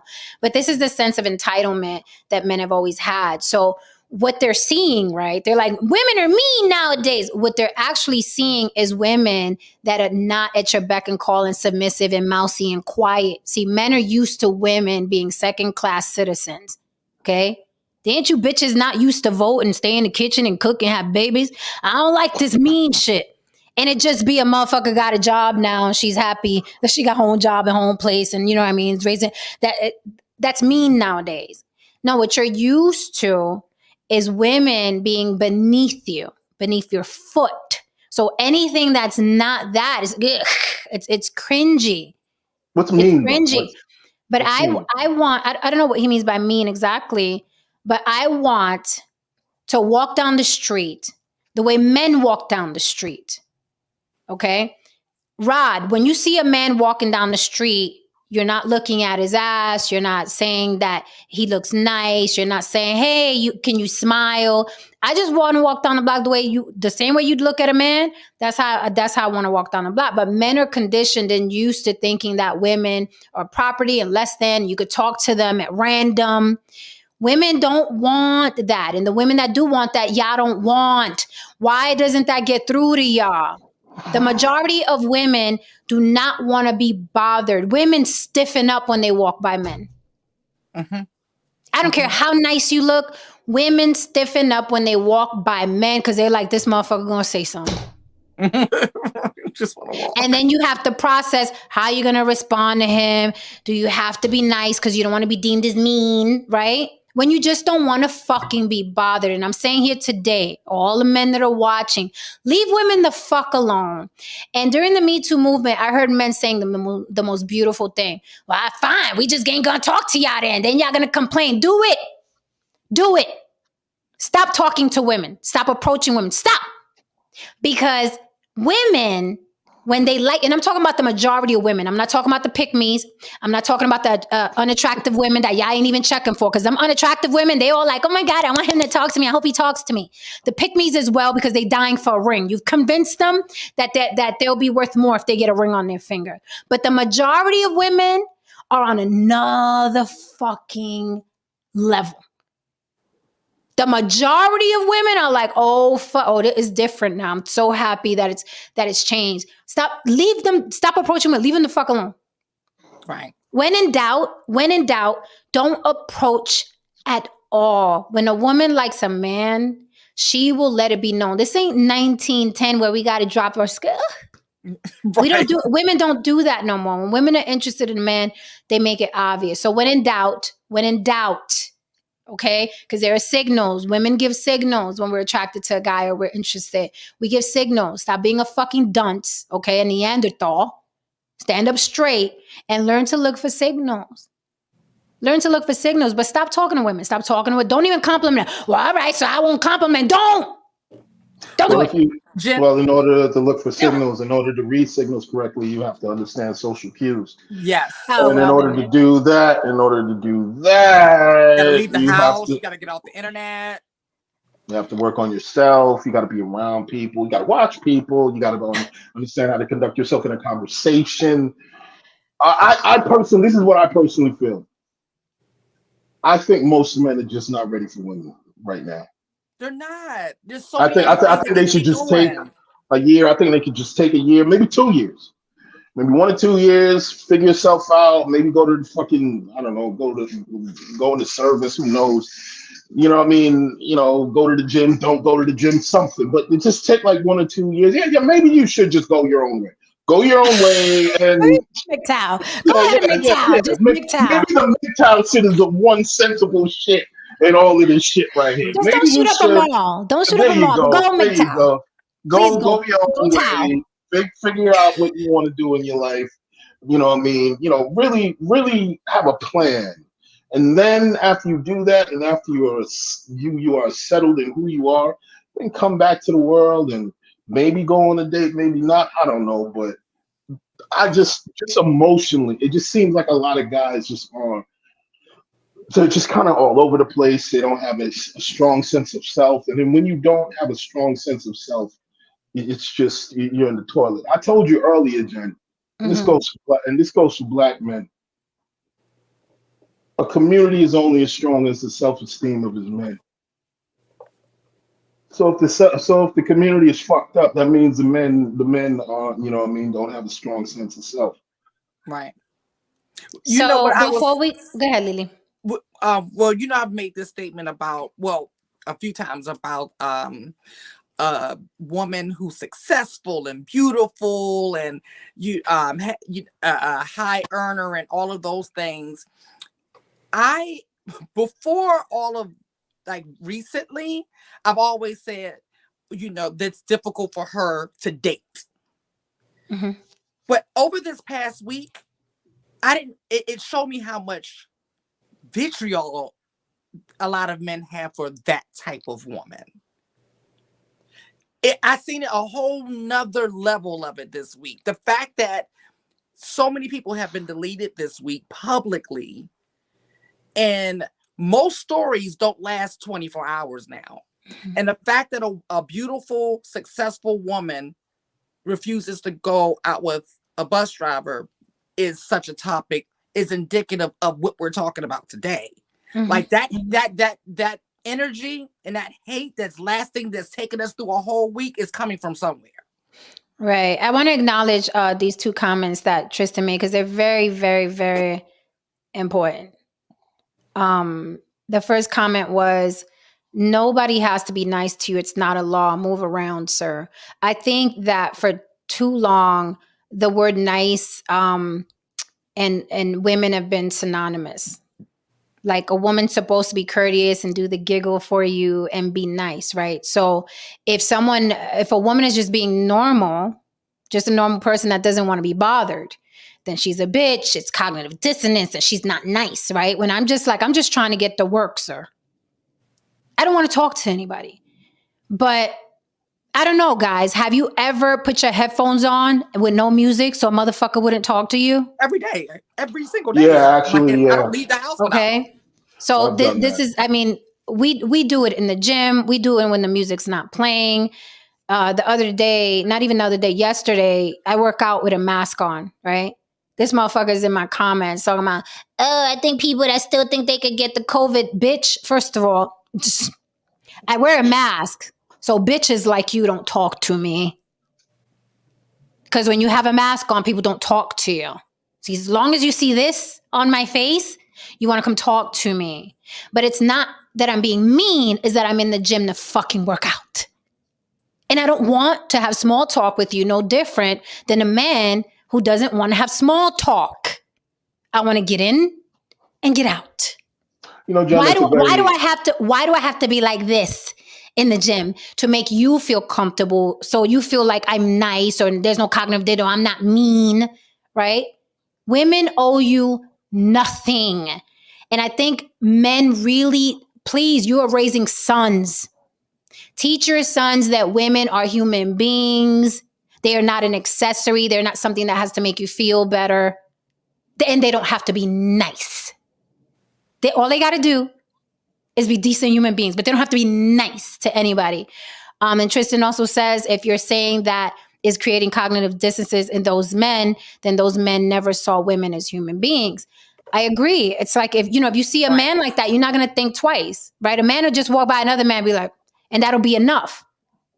He's not going to say about another man, God, he ain't even smile. He ain't say nothing. And y'all just walk by and be like, and keep it moving. If I did that, you mean this is cognitive dissonance. What's going on? I feel so dissonantly cognitively. I feel sexually insulted. I'm so like Haran, you were saying, just stop seeing women that way. I understand the point of you wearing that mask, and it makes sense because I remember I was in the supermarket the other day, and I saw a woman and she had her mask on, and she had this lovely set of eyes and and her hair was just lovely, but then I was like, nah, I don't want to say nothing because if she removed that carpet shit, and I got a tragedy on my hands, it's just going to be a very awkward situation. So yeah, let me just keep it moving. So maybe that's why she actually had it on her face. So I can understand the function of that. So Rob Veal says, y'all ass is mean. I said what I said. Well, you're married, and I hope, that your wife, hear what I said, because motherfuckers play too much with women. I hope with every fiber in my being that the men that your wife walks by feel the same way you do. Okay? And then we playing in the big leagues. So I hope that when your wife is not around you and she's at the supermarket or the parking lot or at work, I hope she runs into men just like you who think, damn, you mean because you ain't talking. Because then that's when the light bulb goes over your head. When you start thinking, I don't want my wife to be bothered. I don't want my mother to be bothered. I don't want my sister to be bothered. It is fucking insane to me that men have to be taught to treat women the way you have to talk to a man that kidnaps a child. What are you talking about, Jen? When a child goes missing, they tell the parent to go on the news and hold a toy. In case you ever saw that, I'm going to tell you why they do that, okay? When a child goes missing, they do a press conference. They tell the parents to hold a teddy bear or something that belongs to the child and constantly say the child's name. Why? Because the majority of people that kidnap children see them as objects, not even as human beings. So what they do is they tell the parents, try to humanize this child to see if it snaps something in the psychopath that took the child. So the parents go on there, please bring Janie home. Please bring Janie. We just want Janie back. And they're holding Janie's teddy bear to see if the psychopath that took Janie sees it as, oh my God, this is a human being and it has parents. Right. That is why they do that. So I'm constantly having to fucking explain to men that women are human by reminding them you have a wife, sir. Maybe a daughter. You have a daughter, sir. You have a mother, sir. And those women and those children in your life, you have a niece. And you do not want them harassed. You do not want some fucking ogre standing there. Your ass is mean. Why you ain't saying nothing? I said you look pretty. You can't talk. The women in your life are going to run into men who think just like you, and you better be prepared for it. Okay? And then I want you to look in their eyes and be like, why you was mean to that guy? If your daughter, your niece, your mother, your wife comes home and be like, yo, I was in the supermarket. This motherfucker got all in my face because I didn't want to say hi to him. Keep the same energy. Keep the same energy. Look at your wife and say, well, were you mean? Look at your mother and say, well, were you mean? Look at your daughter and say, well, were you mean? Because your asses are mean. And that's all I'm saying. Keep the same fucking energy. It's like you got to talk to men like they're the fucking psychopath who kidnapped the kid. Do you know that this is a human being? Do you know that women are human beings that don't want to fucking be bothered with y'all? Do you know that? Do we have to stand around with little teddy bears and say our names? I'm somebody's daughter. I'm somebody's mother. I'm somebody's sister. I'm somebody's niece who doesn't want to be bothered, just like you have mothers and daughters and wives who don't want to fucking be bothered. So all I'm saying is, because 9 times out of 10, anything with a vagina is gonna fucking get harassed. Long as men walk the fucking earth, because men are the number one predators of women. Okay? So women will get harassed. So when your wife is in that situation, I want you to look at her face and say, "What you mean? Were you mean to that guy in the supermarket? Well, maybe he was bothering you because you were mean." And that's something that y'all don't fucking think about. When women walk by men, we tense up because we know we're gonna have to say some shit, deal with some shit, or pop a nigga. This shit is not funny to me. Femicide is real. Women getting harassed is real. Women getting kidnapped is real. And this is something that y'all don't think about because you walk around with your dicks hard all day and you don't think about that. But you all of you have wives, sir. All of you have daughters, nieces, mothers, all of you. So keep the same energy. Keep the same energy. When your wife comes running to you, yo, this motherfucker, I didn't want to talk to him. And were you mean? Keep the same energy. Ask her what she mean to the guy. Maybe the guy was just being nice. Maybe he just wanted to tell her good morning and she was being mean, so he cursed her out. Keep the same energy. This shit is sickening. Y'all are raising fucking sons. And your sons are going to be the same dicks that you are. And that's cognitive dissonance right there. Thank you. The fact that you have mothers, wives, daughters, aunts, and whoever else that you love and won't extend that same treatment. That is the definition. That is the definition of cognitive dissonance. That is the definition. You want to know what's the real kicker? All that shit you said right there, all of them know what that is the moment they go to prison, though. They know all about consent the moment they go to prison. Yeah, you know all about consent. Yeah, you know all about not wanting to get motherfucking have somebody be like, when you walk past. You know all about that. Hey, right? Walking by the prison. Motherfucker grabbing you outside the cell. Where else, Lily? Where else, Lily? On the street. If a man tries to holler at them on the street, if a man slides in their DM, right. Yeah, don't play with me like that. Don't play. Why you being mean? Why you being mean? The guy thought you were a switch hitter. Why you being mean? Don't be mean. So they do know. You're absolutely right, Lily. It's cap. It's fucking cap. Because they be the first, I ain't gay. I don't play like that. Why are you being mean? Maybe the man was just being nice to you. How about that? Maybe he was just being nice. Gay men are nice too. Right. Maybe he was just being nice. Maybe he just wanted to compliment you on your boots or your belt or your jacket. Why are you being mean? Mm-hmm. Stop the fucking cap, man. Stop looking at women like they are fucking property or have to be nice or have to be docile. Women just want to be. Women just want to be. I don't see none of y'all chasing women that fucking look like Precious from the movie Precious. I don't see none of y'all. So why can't you smile? Mm-hmm. Why can't you smile, Precious? Y'all are full of shit. It's not just a women are mean thing. It's the women that you're attracted to and reject you that are mean. A couple of them ask me why I don't smile though. All right. Couple of them precious don't ask me why I don't smile. Right, because that's how it works. Why you don't it's smile, a little uncomfortable.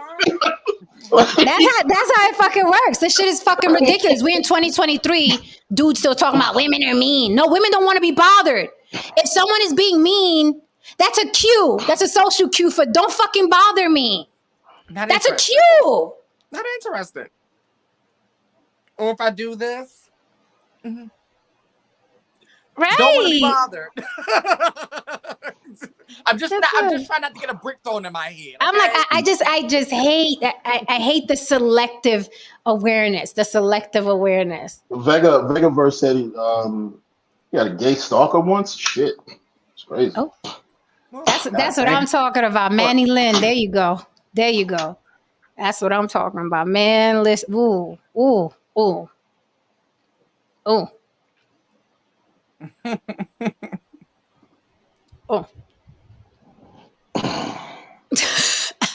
Tristan said it's crazy. A grown married man has to get scolded on YouTube about basic civility. And the thing is, that is true. It is basic civility. It's basic. It's basic. It's And why do you basic. I gotta? don't. Just shut up and keep your hands to yourself. Like, how is that fucking hard, man? I don't know. I don't know. Just mind your business. Leave people alone. Like, it just. Let me get rid of this motherfucker. I forgot I didn't put it on subscribers only, and these little fucking crabs, they crawling through the cracks. Get the fuck out of here. Get out of my chat. That's what I'm talking about. You wondering what I'm talking about? Get the fuck out my chat. That's what I'm talking about. That was in English. Yeah, no, you got to, and I know, and listen, with that said, you know, I'm passionate about my shit, but I'm sure Rod is a decent human being. Somebody married him, right? He has to be some sort of decent human being. Great.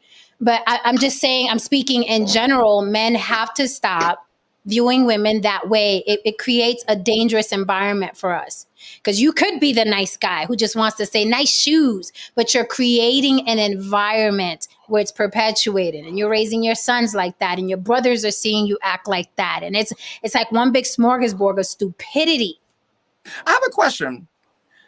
Do you think, and I mean, this is literally popping in my head right now, but do you think because of the advent of these computers and things like that, and a lot of young people are just, they're stuck to them. This is how they do everything, to the point where they don't have any type of, they literally cannot pick up on basic social cues, right?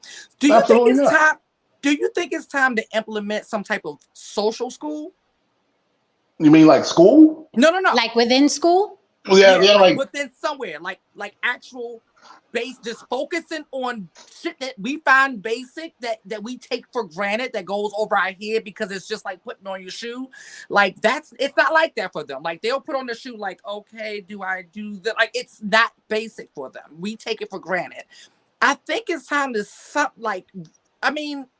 because they're not getting it any other way. Even my youngest brother's 18 and completely different from me and my other brother socially. Like, it's like pulling teeth to get 3 words, right? Beggar versus stupid. He said that's actually a good idea, but now they're pepper spray teachers when they take their phone. Yeah, that's what I'm saying. That's what I'm saying. Like, it'd be a great idea, but you got to take their fucking phone away from them first. You know what I mean? After you take that shit away from them, if you take that shit away from them, then they'll have no choice but to sit down and actually engage and talk and answer a question. You know what I mean? They're not forced to answer a question. They're not forced to do all these things. They just live behind their fucking machines all day. Jay Cavassier has a good point. He says autistic incels can't pick up on social cues or take a hint, read a room. That is the truth. These dudes be off. Roy Chess says that only applies to creepy men trying to holler and be sneaky about it, as it was just a normal conversation. These dudes would not speak to men like that. Yeah, and it's just we, man, listen, we don't want to be bothered. We just don't. Wait a minute, guys. Wait a minute. Oh boy. Uh-oh. There we go. That's the race bell on the block. So now that we're here, everybody, put down your tiki torches, okay? Uh-oh. Take a seat. Going back to something that Haran said, and it's funny because look who just pulled up. Clue. What's up, Clue? So in the vein of, where's my little banner? Let me throw up my banner real quick so you can see. In the vein of, are some males not fit to fight for the female? Now, Haran, you was getting revved up in the DMs. And I said, no, let's leave it for the show, because Haran was going in. I said, leave it for the show. So let's go. When we're talking about differences in ethnicity and race, do you think that Black men are the least of the lot of all the races and ethnicities that are not fit to fight for the female. I can qualify that. Every time I've been attacked, and it's been more than once, 3 times, so I don't exaggerate, it's been 3 times exactly on social media, 3 times exactly. Every time I've been attacked about not accepting a cup of coffee as a date and having the audacity to look down on such an offer, it has been from a Black man. Now, in the defense of being fair, I don't frequent other circles. So I don't know if an Asian guy would ask me for coffee. I don't know if a white guy would ask me for coffee. They won't. I don't know if a frequent other Latin guy. circles, Jen, for you. They won't. Okay, well, Lily just qualified it. They won't. They haven't. She frequents other circles, and we could do it right now. No, Saint, if you met me somewhere, I'm at work, you and I together, you're single, right? You're interested in me. Where would you ask me to go if you were going to ask me out on a date? I'm just minding my business at my desk. Yeah, well, maybe it's just the way I grew up, but you know, it's a dinner date is what I would ask. Dinner or theater. Okay. Not movies, but dinner or theater. Nice. All right, I'm with that. I'm cool with that. If I'm interested, yeah, I really don't, and I don't know where it came from. The coffee date, I don't. It's not something I'm accustomed. I don't either. No, saying we don't either. Yeah. So, yeah, I don't understand. Like, if I'm interested in you, I'm trying to impress you. I'm not trying to. Yeah, and the whole excuse about, oh, I got to get to know you. No. You don't have to sit down and get to know them and then decide you're going to take them out to a nice date. That's just not the way it is. I mean, I don't know. No, I would not. Okay. So you would not offer. Okay. You would not offer me the coffee as your version of peacocking, right? Because men peacock for women. So, Haran, do you think that Black men, specifically FBA, oh, we need another bell for that. Specifically FBA, do you think that they're not fit to fight for the female? What am I talking about? In nature, the males fight for the female. You see them silverbacks right there? And then there's the guy on the right. Okay, then there's the guy on the right. Now, the guy on the right is usually mgtow, passport bro, incel. I'm not getting in that because look, this shit looks serious. And he's like, I ain't getting in there, right? Mm-hmm. I'm just, so using the silverbacks, for instance, they're fighting to the death to lead, right, the group and to be able to mate whenever, however. That is what the silverback is doing, right? So when we transfer that to human beings, you're going to make sure you look good, smell good. At the very least, I mean, you're not going to take another man's head off. Not anymore, not in 2023. But, you're going to look good, smell good. Make sure you're making some decent money. You don't have to be wealthy. Make sure you're making some decent money. Make sure you're presentable, right? Make sure you're putting your best foot forward so this woman can be impressed, right? And it seems like in certain circles, they want to do the bare minimum. Insert the cup of coffee. We've heard the passport bros say, hey, listen, you want the path of least resistance. Is the path of least resistance similar to the little monkey on the right? Where he's like, I'm not getting in that. I wanted some ass, but I'm not trying to fight for it. So are some males not fit to fight for the female? And that's why we're seeing all these groups online just running away from the fight with another male. Because remember, if you're a passport bro, you don't have to fight any other male. You just have to find a woman that's destitute.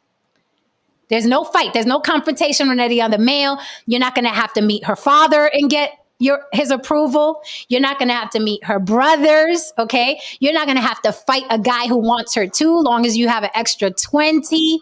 That right there is a description of, I'm not fit to fight for the female. I don't want to fight for the female. I want to pay for it, or I want to offer it a cup of coffee and make it as simple as possible. So are some men just not fit to fight for the female? Haran, what say you? To differentiate, from my experience, most of those men, based on my observations and again my experience and the people that have told me, That's usually Black American males. Caribbean men, Caribbean men, not that's not a situation. I mean, you'd be hard pressed not to find a Jamaican ready to die for some pussy. Oh, So, you know what I mean? The let's point of draw the that matter is line in the this. sand. There really needs to be a line drawn in the sand because I'm kind of tired of this right now. I'm really just kind of tired of this. Now, I'll be clear right now, okay? What I've seen with my own eyes. And I bet you ladies can attest to this. 9 times out of 10, if the male is a kick ass, he's ambitious, he's a go getter, he's out here. He is the model man that you women say that yeah this that nigga, this that nigga, not that guy, this that nigga, The this one He you that can call your get nigga. it. girlfriend about? Yeah, the one you call your girlfriend about. Some of you call He your can mama get about. it. Right. Some of you call your mama about this that nigga. When you meet him, you find out his mama is a hard ass. She stood on him. She pushed him. She made sure he did whatever he needed to do. The father was in tow. They pushed that motherfucker. Them goddamn motherfucking homosexual motherfuckers. 9 times out of 10, if his mama is awake after time when you go meet her, she was lax as shit, wasn't she? Probably forgot his birthday a few times. But most of the time that I see, sons, when sons are amazing, the mother is extra hard on them. However, I often see, and that is in Black culture. When I see the woman is lax, this is in Black American culture. When I see the woman is lax, I see the woman is easy on the boy and hard as fuck on the girl. She makes a bunch of fucking excuses for the son, and she sends her daughter out there to basically be a fucking warrior. Right. So what happens? That girl goes out there into the world, goes and be a fucking warrior.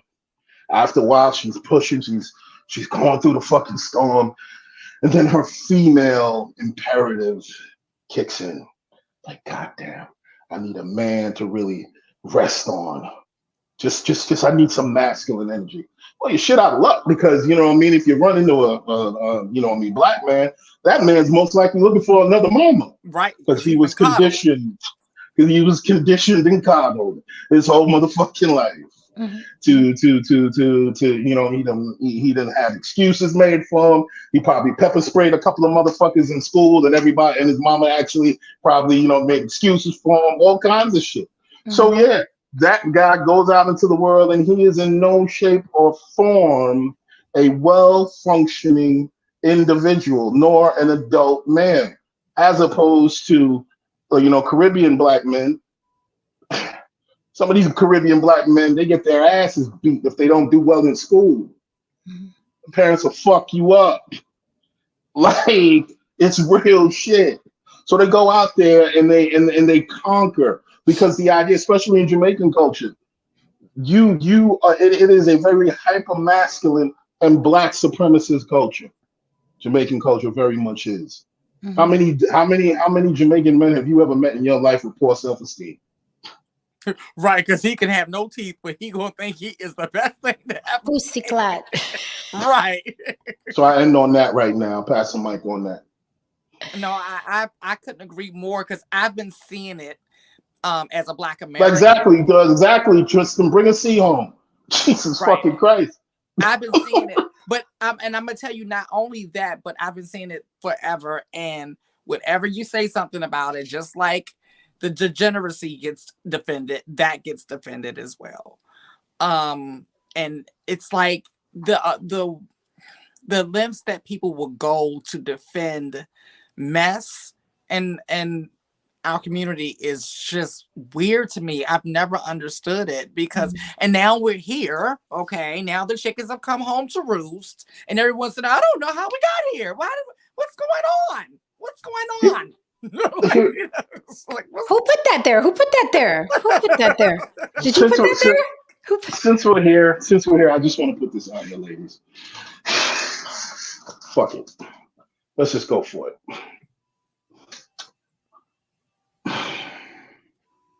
I've spent so many we've been on this bus driver shit for about a week. Mm-hmm. You know, a whole homeless person got killed in broad daylight. Ain't nobody really talk about that shit. And you know, we're talking about this bus driver shit.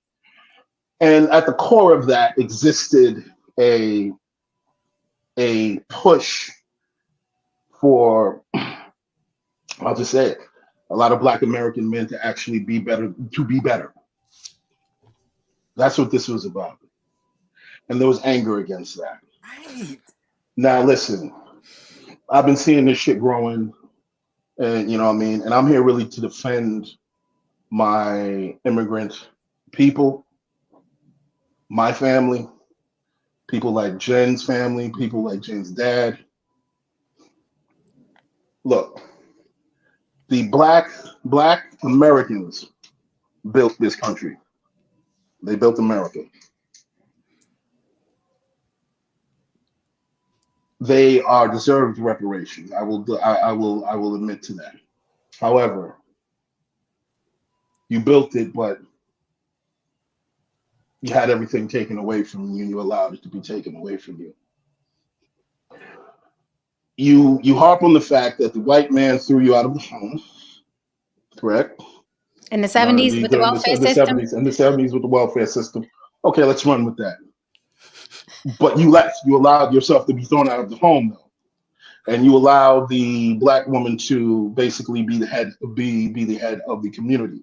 You allowed these things, and you also let the white man skate for a number of decades. Because let's look at it. Whatever issues you have with immigrants, white men created those laws to make that shit happen. Whatever issues you have with single mothers and the power that they might have over you, yeah, white men are kind of the reasons why that's the case too. Child support laws are fucked up. Yeah, white men were actually in a room and say, hey, yeah, Bob, let's do this. The educational system is shit. Yeah, white men. And you know what I mean, the private prison Ponzi scheme. Yeah, white men did that. However, you do not stand on your square coming after white men. You come after immigrants and black single mothers. And it's just cowardice. It's cowardice. And I'll say it. Whoever has a problem with it, I really don't give a fuck.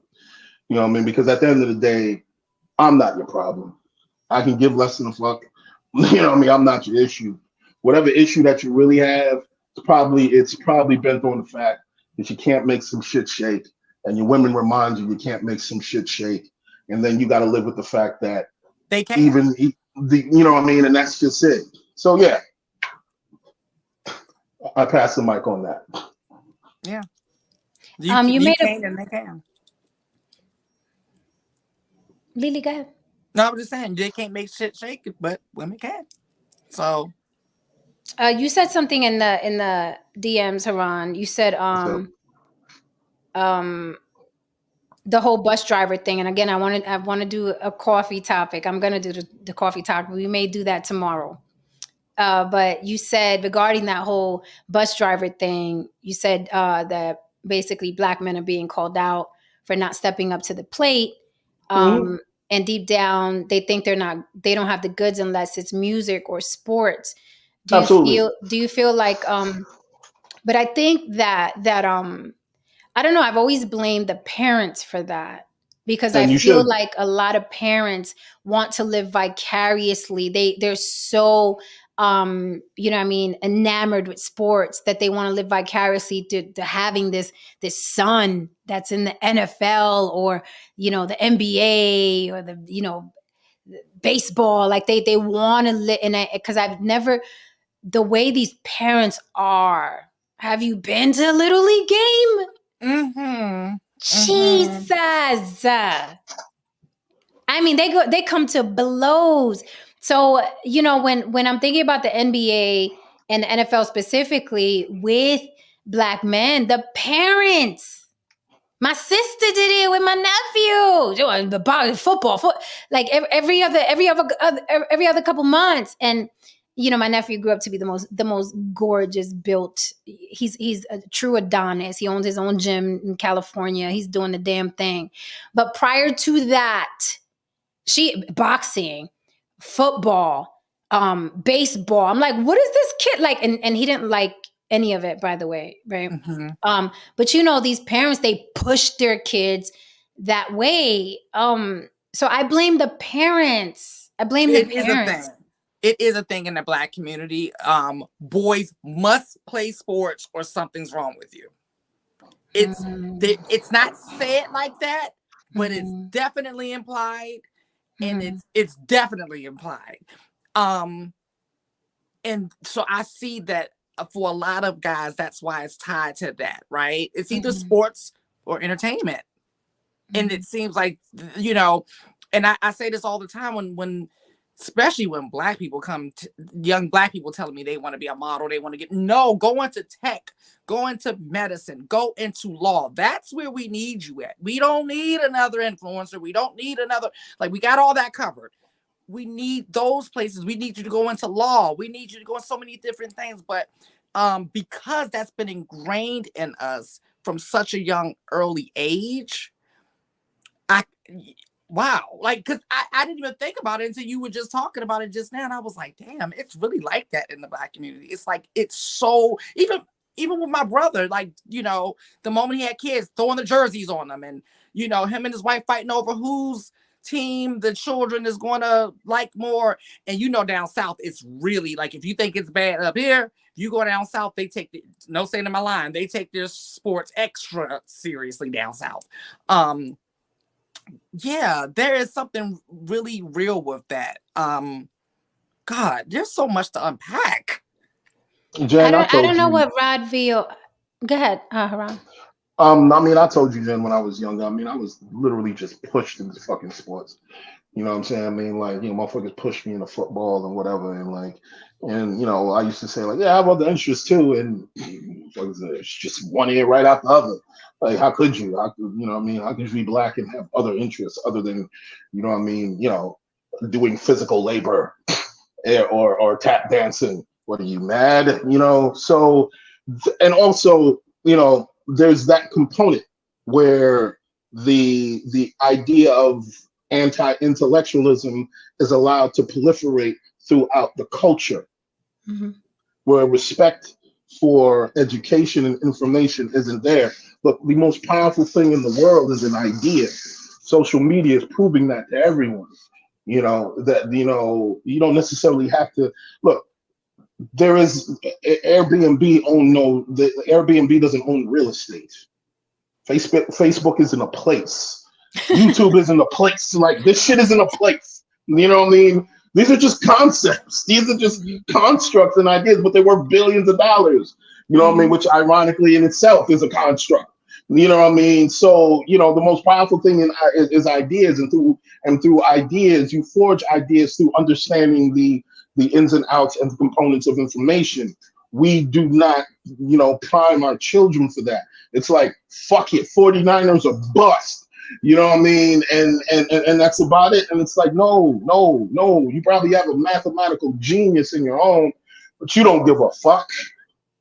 You know what I mean? You literally got a kid in your home right now. If you push them just a little bit, you could probably get a full ride to Harvard. Full ride. This is another. Before we get into Rod Veal's comment, there's another good point here, which is interesting. This right, Roy Chess says. So the older Black generation was just implying and encouraging the sports to get out of the hood and possibly rescue some others out of the hood too. That's another thing that we see, that these kids are pushed into sports because they know once that person makes it, everybody got money. Everybody got money. If that one person makes it into the NBA or the NFL, like mama good, the grandpa good, the sisters are good, everybody's set. And I'm sorry, every athlete I know is taking care of his family. Yeah. And miserable, and then once he's broke, and once he stops playing again, they're gone. But you just become a workhorse for your family. Yeah. Basically. So Rod Veal said, Rod Veal's calling cap. He said, this is so disingenuous from people whose families fled their home countries. You didn't, or your parents didn't, come up in the belly of the beast, and all that entails. Propaganda and straight violence. Let me answer wait, I just want to be clear before you answer. What is he talking about exactly? No, he's basically saying that our parents, they fled from wherever the fuck they came from, and they Mm-hmm. came here in a world that was already built, and Mm-hmm. you know, and in America that was already built by Mm-hmm. the people who were here, and he's absolutely right. Mm-hmm. But here's the thing, Yeah, but you his parents nor him, they didn't grow up in the belly of the beast either. that's one thing, and another thing too, though. Let's just say for the sake of argument, let's go with what you're saying. You allow some motherfuckers from down the block to come take your shit. So at the end of the day, yeah, they came here to make some shit shake because you wasn't making no shit shake while you was here. So But you, that's not really the flex you really think it is. Because but you, it's like saying it's like saying this. There's a banquet on the table, right? That you cook, you better, blah blah blah, and so on and so forth. And that shit's been sitting there for like 2 days. I'm hungry as shit. You know what I mean? You know what I mean? And shit like that. And I break into your fucking home and I see the banquet on the table. You think I'm not gonna eat it? Of course I'm gonna fucking eat it because no one's around. You're not coming down to do anything, so I'm gonna just take the fucking food. Now, if you come down and ask like why somebody took my food, well, you did nothing with it. There's mounds of opportunities here in America that Black Americans don't take advantage of. But you let somebody like Jen's dad, who doesn't know a lick of fucking English, come over here, get 2 fucking buildings, do all this fucking shit, raise a whole fucking family, do all this shit. My parents do the whole fucking shit, all this up fucking shit. And you let those people who don't even understand the native language come in and make some shit shake while you right. sitting there talking about reparations for decades. Come on, man. Like if you don't see Damn, he the problem cooking with it, now. He if you cooking. don't see the problem with this right now, because I'm really sick of this shit. Everybody's not really getting to the brass tacks of this. A lot of times I'm seeing a lot of these conversations being had and be like, no, let's just call it what it is. If it's really like that on me, go and take it.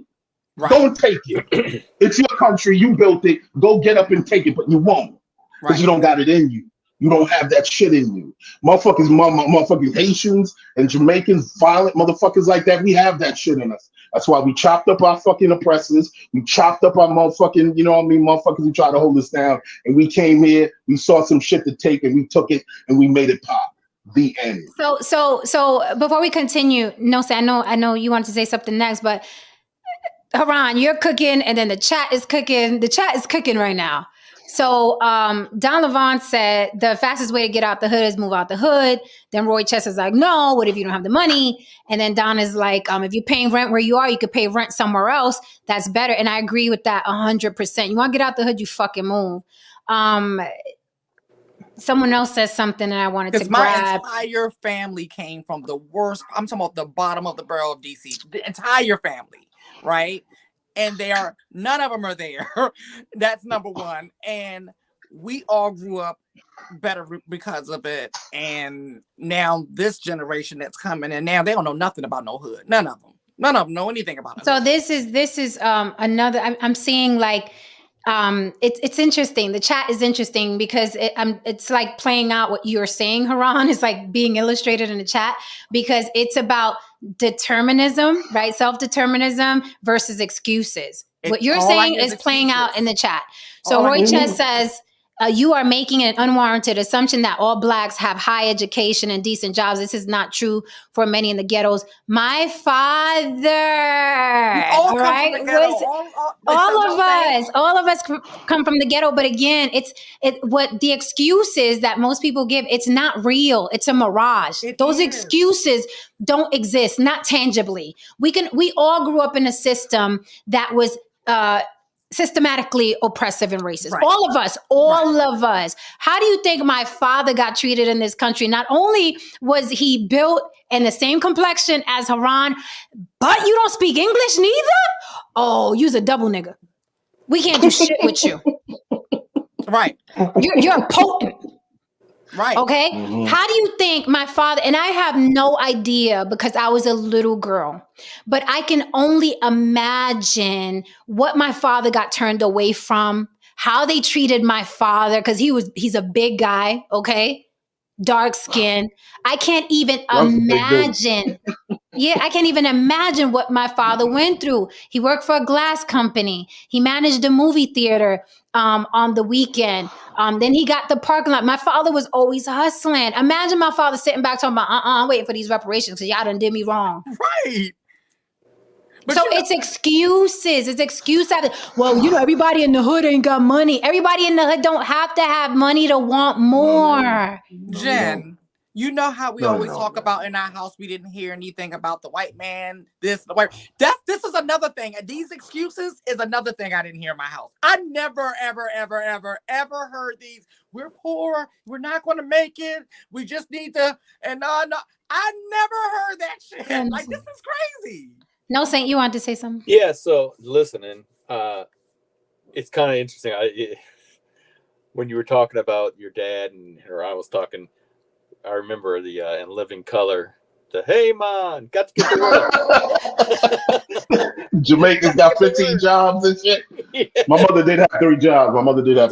So this is the thing. I think the disadvantage and is the mentality in general from anybody who's a couple of generations in. Like I think our disadvantage is that it's too easy here to make it. So all these immigrants that you see come in are whipping your ass because where they came from, you had to be at your top game to even survive with food.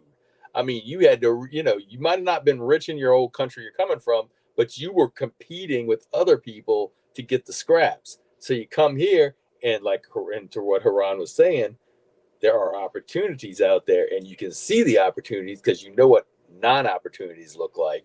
And you're like, all right, I'm going to do this. I'm going to do this. I'm going to do this. And I think as Americans, and this goes with Americans in general, I'm just talking about it, white, black, whatever. We wouldn't survive in those other countries. We just wouldn't. You would have to be so desperate, and then maybe you'll kick it in.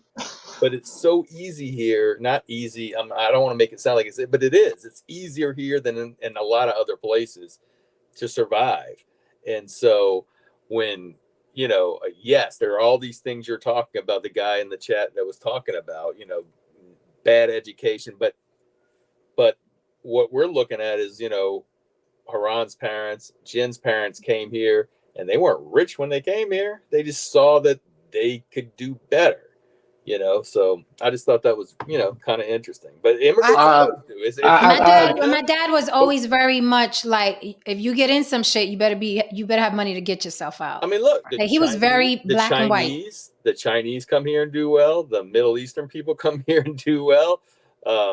I was working with a guy in Portugal, and he came over here and then went back to Portugal. But when he was here, he was working in Boston, I think, or something. And he learned how to do all the different jobs where the place he was working, to where when things were starting to get that, they just kept him on because he knew how to do everybody else's job. So everybody else got laid off. And that's what I'm talking about. Like here in America, and that comes to what this bring it back to the mass killer, and what Haran said earlier, we like comfort, we like habit, and we don't like to pivot. You know what I mean? But no, I just thought all that, what Haran was saying and everything was pretty interesting about immigrants. I'm just reading all the shit in the comments right now. I know this is crazy. So let me say something real quick. Okay, I want to say this, right? For everything that Roy Chess is saying, oh my God, this shit echoes through so many hoods, right? So many hoods. I've heard this my whole life from me too. From different people. Okay, not just black people. Latin people think like this too. Like, oh, woe is me. It's not. I'm not good at it. But here's the thing: if there was an experiment, and this is gonna sound far fetched, people are gonna be like, but if there was an experiment, right? If you went to the average family in the hood, right, who's saying like, we ain't got no money, we can't get out of here. The hood is what it is, right? If you were to tell them, right, find a way to move out of this South Bronx project apartment, find a way. If you can find a way to move you and your family out of this project apartment to a nice neighborhood, we will gift you $10 million. Cool. If you Them niggas will be out by lunch. Niggas will be up all of stuff. They're not going to be thinking what Roy Chess is saying. We ain't got a hookup. We people not favored. Mentally in the hood, you just mentally, you know what I'm saying? You're not gonna be thinking, you're not even gonna think about God is you're not gonna be thinking about a motherfucking thing. You're gonna be like, pack your shit, Penelope. Pack your shit. Why? Because there's incentive, right? There's a fucking goal, but you sit there and y'all go, But if somebody went to any project apartment and said, you find a way to move you and your family out of here in a year, I'm going to gift you $10 million January 1st of the next year. No excuses. Yeah. They'd be out that fucking house. I will tell you a very, very tragic story and pass the mic. Very, very tragic story. My cousin was a police officer, was murdered on Andrews Avenue, one of the worst fucking neighborhoods in the Bronx, okay? He had been moved out of there, was doing well in the police department and everything, been moved out of there. He used to go back there to visit my aunt all the time. He used to tell my aunt all the time, okay? And I don't know if black people like this, but Puerto Ricans, they got that fucking apartment. They ain't letting that shit go. That shit goes down 4 or 5 generations. Mad shit. Okay? Oh, yeah, My grandmother's... Okay, my grandmother's apartment, we're going into 40 plus years. My grandmother's apartment in the Bronx, 40 plus years. We done all went through there, okay? People done moved, went through, okay. So my cousin used to tell my aunt all the time, you got to move out this neighborhood. You got to move out this neighborhood. Plus people know I'm a cop, blah, blah. There's politics to that. You got to, where would the rent here is so cheap and where am I going to go? And blah, blah, blah, blah. Where I can't, blah, blah. You got to move out here. No lie. Visiting my aunt, his mom, he gets murdered in the elevator. True story. No lie. You guys can Google it, right? After my cousin dies in the elevator, in his brother's arms, my other cousin, my aunt left that building that night and never returned. Moved. And they had to take all her shit out of that apartment because she never went back.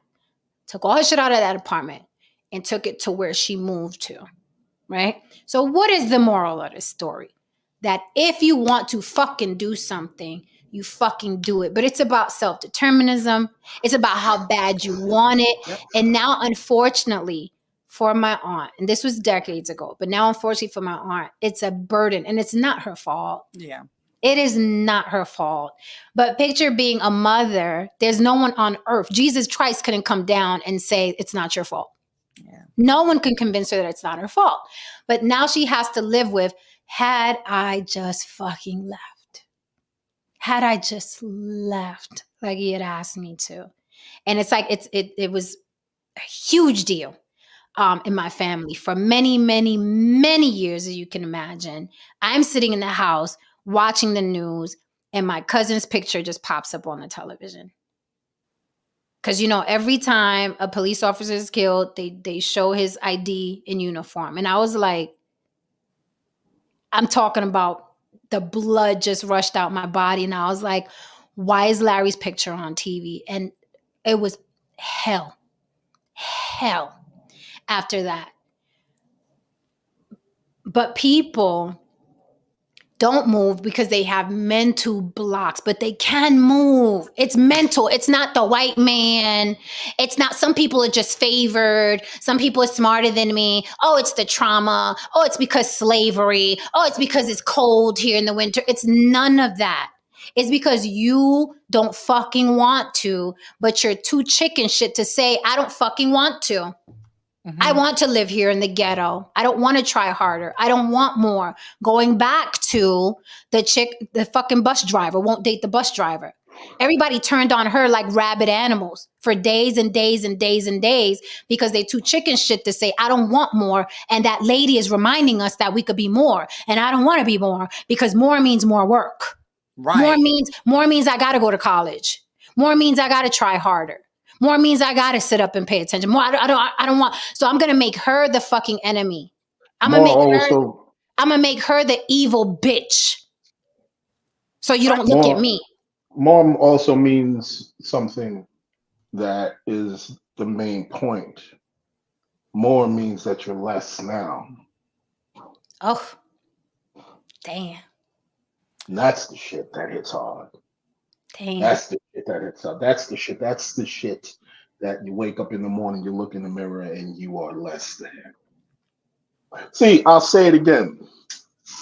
If after all of your effort in life, after all of your efforts, if the only thing you were able to acquire to be is a bus driver, a dishwasher, a fucking, you work at a car wash, it is what it is. It's respectable work. This is the best you can do. Go out there and do your absolute best. But again, if you could be more, if you could be a fucking brain surgeon, and you chose to be less than who you are, then no, fuck you. Right. Fuck you. You get no flex. You get no clout. You're a coward. Right.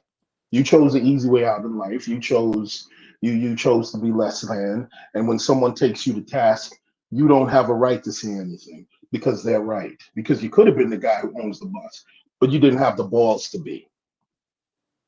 You didn't have the fucking balls to be. And I think that's what lies at the core. I'm just saying it tonight. I don't really give a fuck. I think this lies at the core tonight of what Cynthia G and all these women just keep saying. I really don't think they really hate black men. I just think they just hate the fact that most of you motherfuckers don't take shit. You don't got the fucking balls to actually grab power, harness it, or just actually, find it inside of you to be predatorial and just take the shit unapologetically. You're apologizing every fucking 5 minutes. You're asking for permission to exist every fucking 5 minutes, so on and so forth. You're real aggressive when you want when you want a woman, though. You're real aggressive when you want some other things. You're real aggressive when you want some shit that really doesn't matter. But when it comes to the things that really, really could affect the community and change the trajectory, you sit on your asses. And I'm saying these things because most brothers ain't gonna say this shit. Most brothers ain't gonna be on code. Most brothers are too cowardly to admit this shit. Because they don't want to be seen by, brothers in a negative light. I don't give a fuck. I turn the fucking computer off at the end of the day. I don't know most of you fucking people. But these things like this need to be said, man.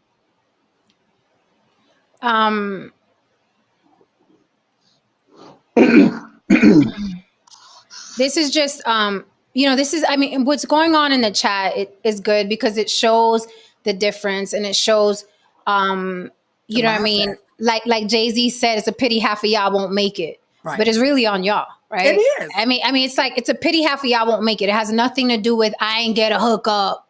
That's why I can't go. I don't got a hookup. I don't got what I mean? It's just some people got it in them and some people don't. The sad thing about people that don't got it in them is that you fucking breed. Yeah. And that's the only thing I don't like about y'all. Yeah. Seriously, because I don't mind. I know all societies globally are made up of haves and have-nots. That's a human condition. Unfortunately, the have-nots, you motherfuckers breed. You fucking breed and you keep breeding and you keep breeding. You keep breeding and having children you can't afford. You keep breeding and having children that you got to work 2-3 jobs to fucking support. You keep breeding and you keep perpetuating that mentality because what you do is it is in your fucking DNA. And then you fuck a bitch and then you put your DNA in her fucking DNA and you bring forth to the world, to the planet, another little motherfucker. I can't get out the hood. Well, what the fuck I'm gonna do? Mama couldn't, dad couldn't. You don't understand how hard it is for us, right, mama? That's what the fuck you do. You breed and then your kid has another kid and your kid. And it's a cycle. It's a fucking cycle of bullshit because whether you like it or not, we live in a country where black people are now billionaires and millionaires. We live in a country where there was a black president, however you feel about him. We live in a fucking country now where a black woman is vice president. And this is happening every day. We got teenagers that are millionaires online. This is happening every single day while y'all stay behind, talk about, but I ain't got a hookup. I'm getting redlined. You can't talk about, like every now and then one of us makes it because they get a hookup from the good white folk. But the rest of us, y'all are still on the plantation. You're still on the fucking plantation, but as years go by, you look more stupid and more stupid and more stupid. The problem is that you're not going to die off because you keep breeding. I remember Oprah one time was like, how the fuck do you get rid of all these fucking white supremacists and these racists, blah, blah. She was like, you just got to wait for them to die. They're going to die off. They're going to die off. But the problem with these fucking pessimistic, oh, woe is me peoples that you keep, and let me tell you, y'all have the most fucking kids. Yes, yes. Y'all have the most fucking kids. Y'all got the, let me tell you something. For motherfuckers who claim that life is so hard for us and the redlining and the white people on the necks, oh Lord, y'all sure do like fucking and putting them babies out in the world, in this world that is completely against you. So the math ain't mathing. Right. The math ain't mathing. And this is for the Latin community too. I go back to the fucking hood. I'm like, you on your 5th kid, motherfucker? You can't. What the? Do you have a college plan for the first one? Right. Right. But let me tell you, for people that think, oh, it's been so hard for us here, no, oh my God, oh, woe is us. Y'all sure do like to breed, boy. Y'all sure do like to breed and bring kids into this system now where they're gonna be redlined and not have a hookup. How my child gonna work without a hookup? It's repulsive. And it's like, the more successful Black people are, the more stupid you look. You do realize that. The more successful Black people, we talk about millionaires and billionaires now with a B. Yep. With a B. The more stupid you look. And not only that, the majority of millionaires and billionaires who are Black had nothing. Started with nothing. Started in the hood. Right. Started in the hood. Yeah, we didn't have old money. We didn't. Yeah, I mean, exactly. I mean, there had to be new money. I mean, where the fuck is it? But you know, I'm to a point that it's new money. It's new money. To a point that No Saint made earlier, right? I did a when I first became an entrepreneur, I took this class because I ain't know nothing about being an entrepreneur. So I took this class, and he's, you know, there was a lot of things said, but the biggest takeaway I took away from that was he stressed to think like an immigrant. And not just stressed to think like an immigrant, but he did exercises with us to change our mindset on how immigrants think, right? Instead of complaining, oh, that's an opportunity. Like, oh, like it's what's all this trash on the ground? Like, no, that's an opportunity. That's a job that you could create a job right there. With whatever you're complaining about, that's an opportunity for you to feel Lily, that. Lily, you gotta write, if you remember, write some of them down and we'll do a topic on it, because we obviously the block needs one of them shows. Let me tell you something, man. If there's one thing an immigrant gonna do, they're gonna make a job. They're gonna create a job for the fucking self. Listen, I've been thinking like one ever since. Ever since that class, I've been thinking like one. No, I mean, that's a great life lesson. We obviously need it. I agree with New Diamond. More means responsibility, and it's like it's funny. Rodville says this is cap. No, what's cap is the excuses. That's what's cap. That's actually what's cap. The cap is actually the excuses, because too many people come here with nothing and make a lot out of nothing. So the cap is, I can't do it. I'm gonna get redline. I'm not blessed and favored. You're more favored than me. He got the hookup. I don't got the complexion for the protection. That's the cap. That's the cap, because the whole world around you continues to spin. People continue to succeed. People continue to be freaking thousandaires, millionaires, and billionaires, and they're Black. Okay, they're Latin. So you have no excuse. So you're just looking dumber and dumber and dumber as time goes by. These teenagers are finding out how to fucking be millionaires by playing video games. Where there's a will, there's a way. So if you don't have a will, then say that. And another thing too, and real quick, when I first became an entrepreneur, I didn't have nothing. I nothing. I had just bounced back from a lot of bad decisions, and I had absolutely nothing. But this is one thing I had to tell myself, a lot of harsh truths. And one of those harsh truths I told myself, because I was living below the poverty line, and I said, this is a choice, because you live in America. Okay, so with all those things that everyone wants to name, all those excuses they want to get, I still live in America.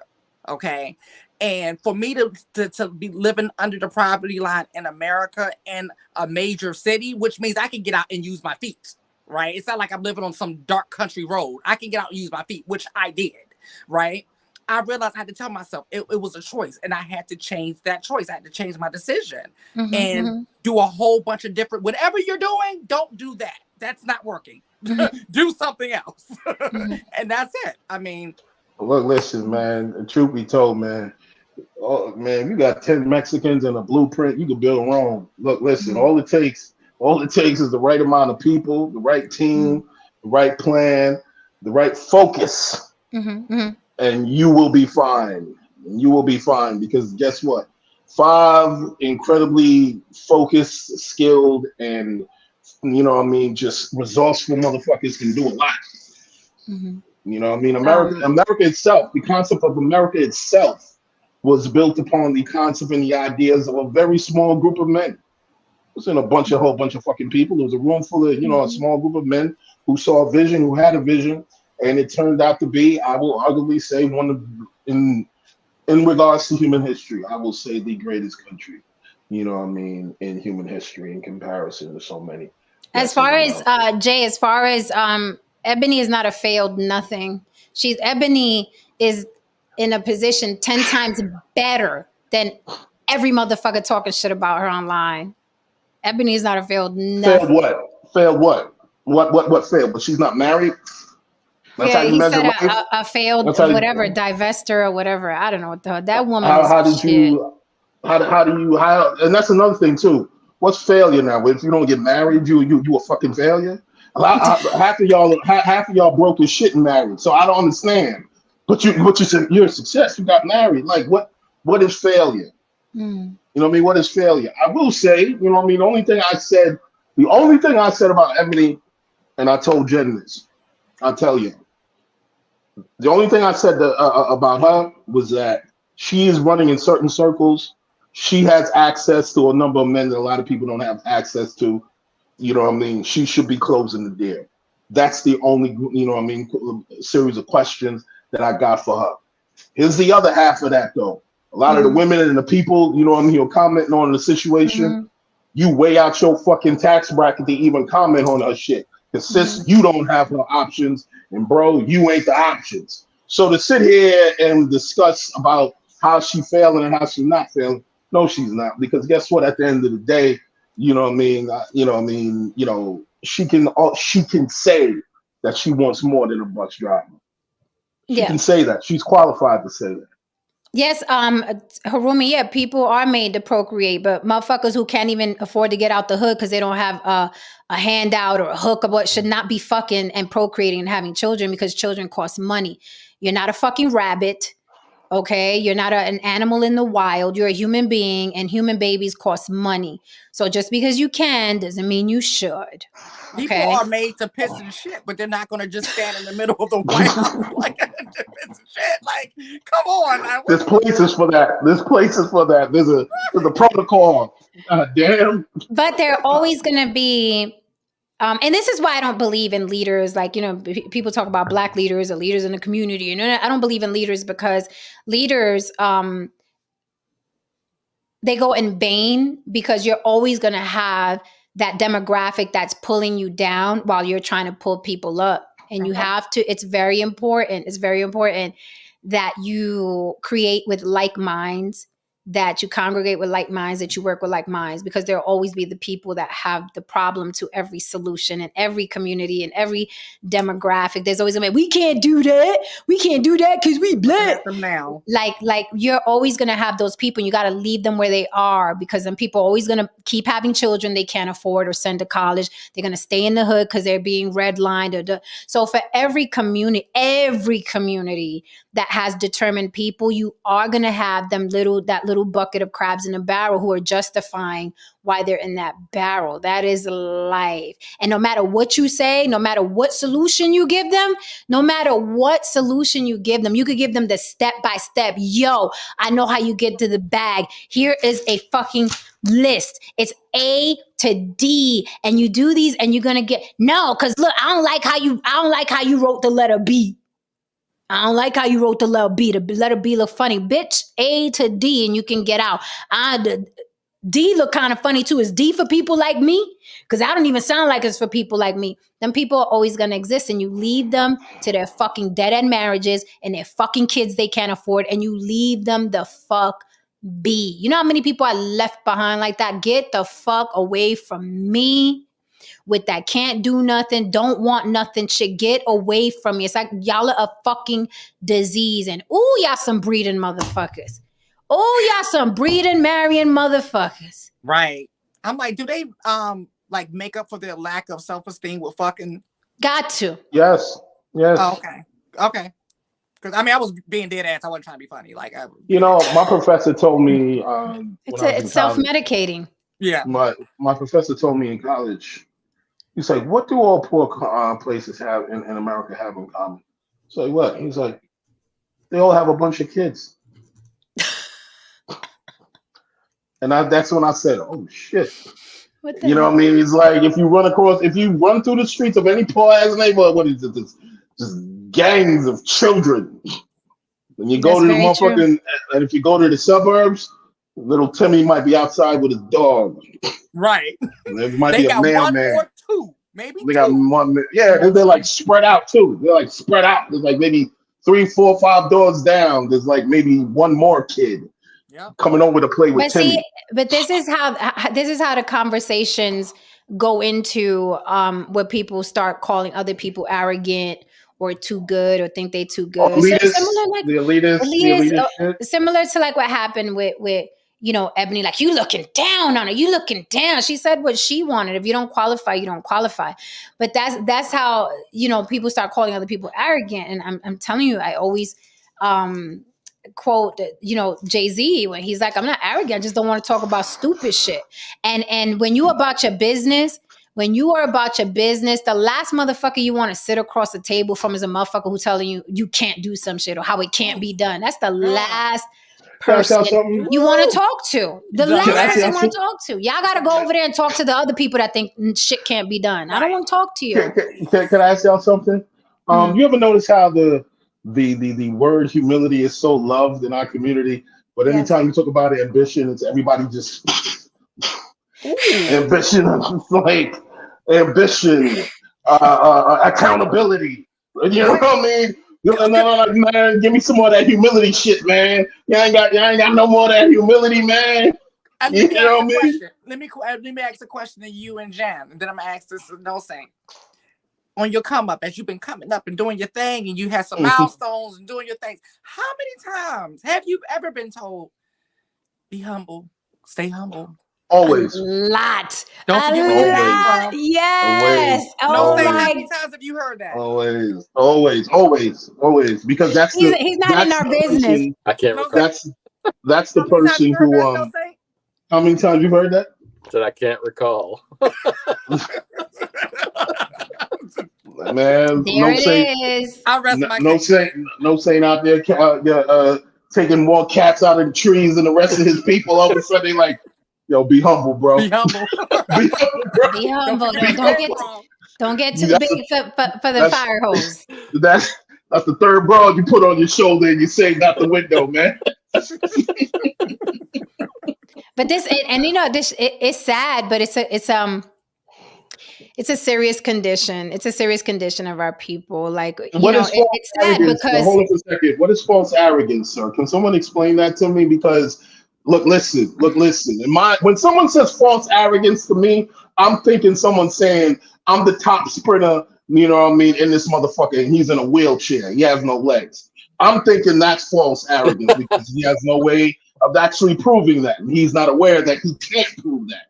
That's false arrogance to me. Jay-Z saying that I'll buy everybody in this motherfucker is not false arrogance. It's just you pretty much can buy everybody in here. Jay, stop being a little gossip queen. Knock it off. Stop being a little gossip queen. He's like, I don't care about the marriage thing. I said she attempted to marry, broke up because the man wanted to quarantine with his kids. Now she's whatever. I've heard this story on so many different panels. We snitching on her?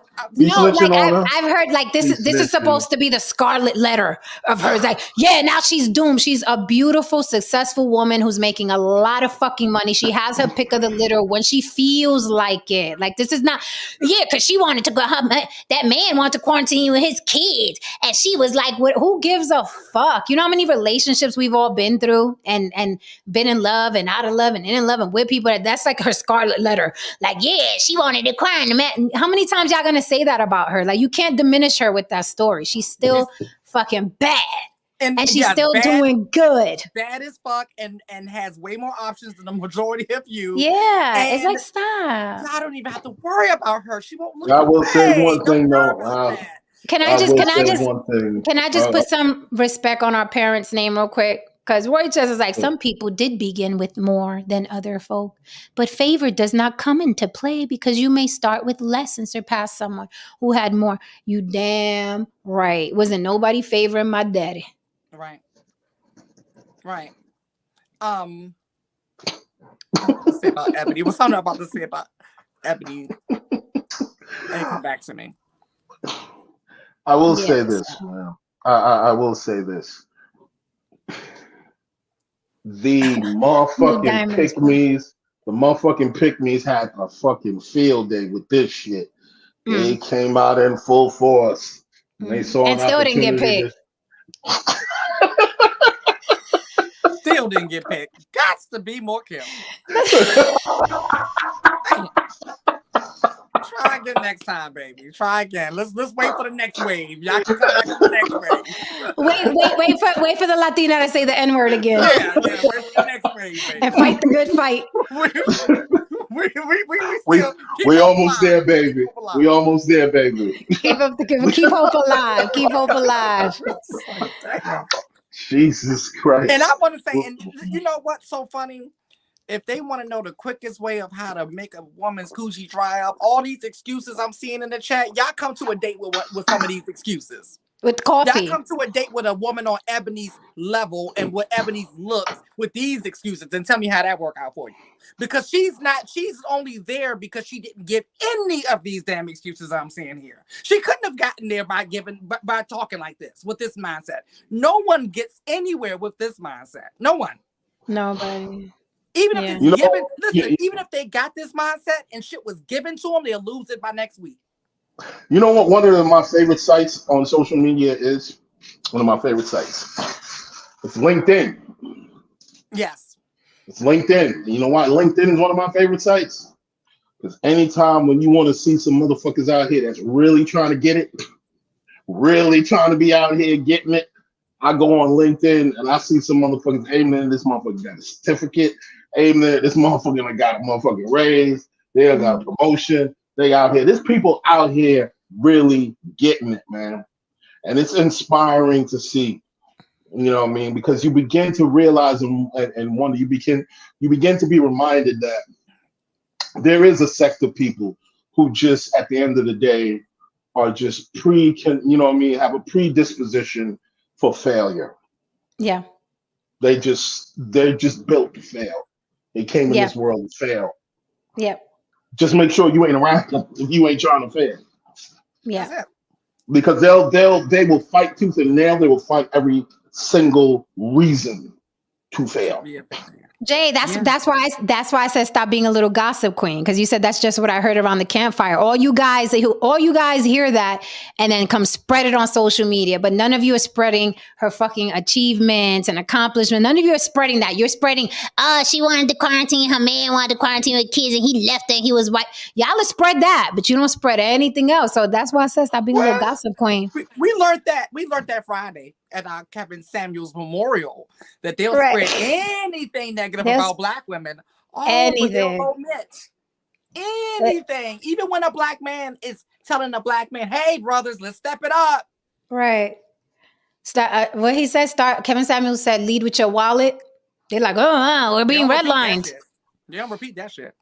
Right. I'll tell you one thing, man. Hold on. George Cook right. said the reason I mentioned the book Outliers is it talks about how people get opportunities and others don't. It's a great book. Highly recommend it. Does it also talk about how people make their own opportunities? I read it already. I made mine. I didn't. Is it good, Haran? Oh yeah, but the overall point of it is this. What I gathered from it is this. It's like, remember the scene in The Matrix when he was speaking to the architect? Mm-hmm. Yep. That no matter what the architect did, no matter how many times he tore it down and put it back together, Neo just always seemed to pop the fuck up. Because Neo is an outlier. And no matter what you cause and what situations you put against some people, regardless of anything, are just gonna rise because they have a predisposition to win. They are going to win. There's no. There's not some people who got opportunities and some who don't, and blah blah blah. We like to hear the word luck. Because you know what? It helps us sleep better at night.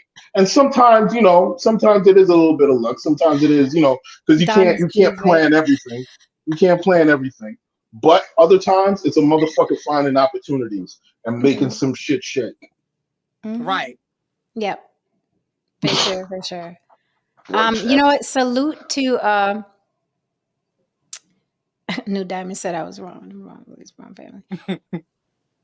Salute to all the people that make their own opportunities. Salute to all the people that no matter where they're born in the world, and I'm not just talking about the hood, because you could be born in some little hut in Istanbul and be like, I want to get the fuck out of here.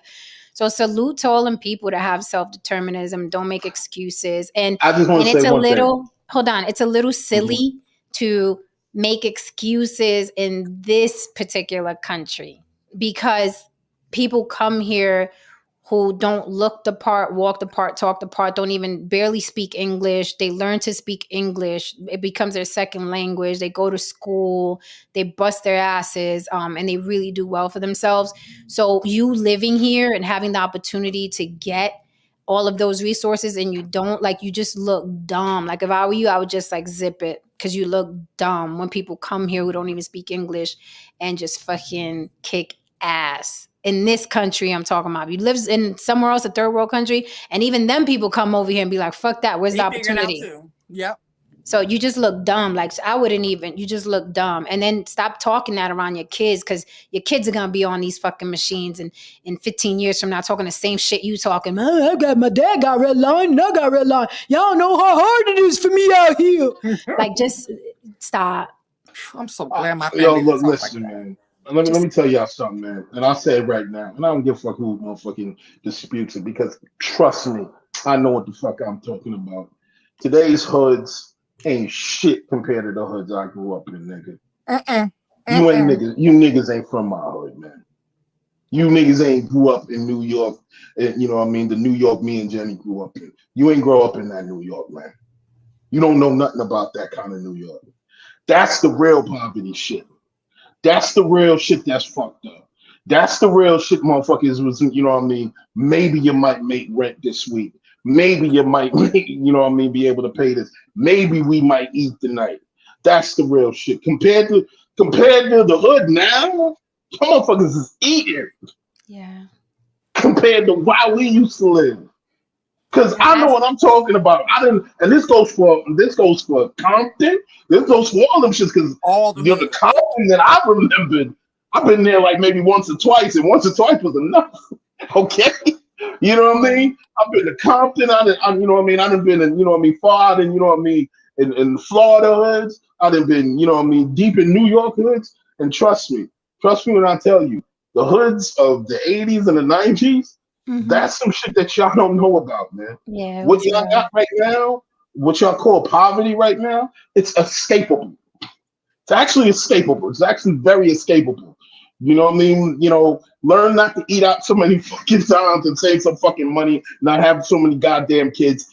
Trust me, you'll get up out of here. Stop buying $200-$300 sneakers. Stop having kids. Get a car you can afford. Get a home you could afford. Get off the internet and looking at people who are fucking boosting and hustling and actually put in the work to be able to live a certain way. Like, just stop. Like, stop fucking and having kids. What is wrong with y'all? Stop having kids. Stop buying expensive clothes and don't live beyond your means. That's it. It's simple. That's it, man.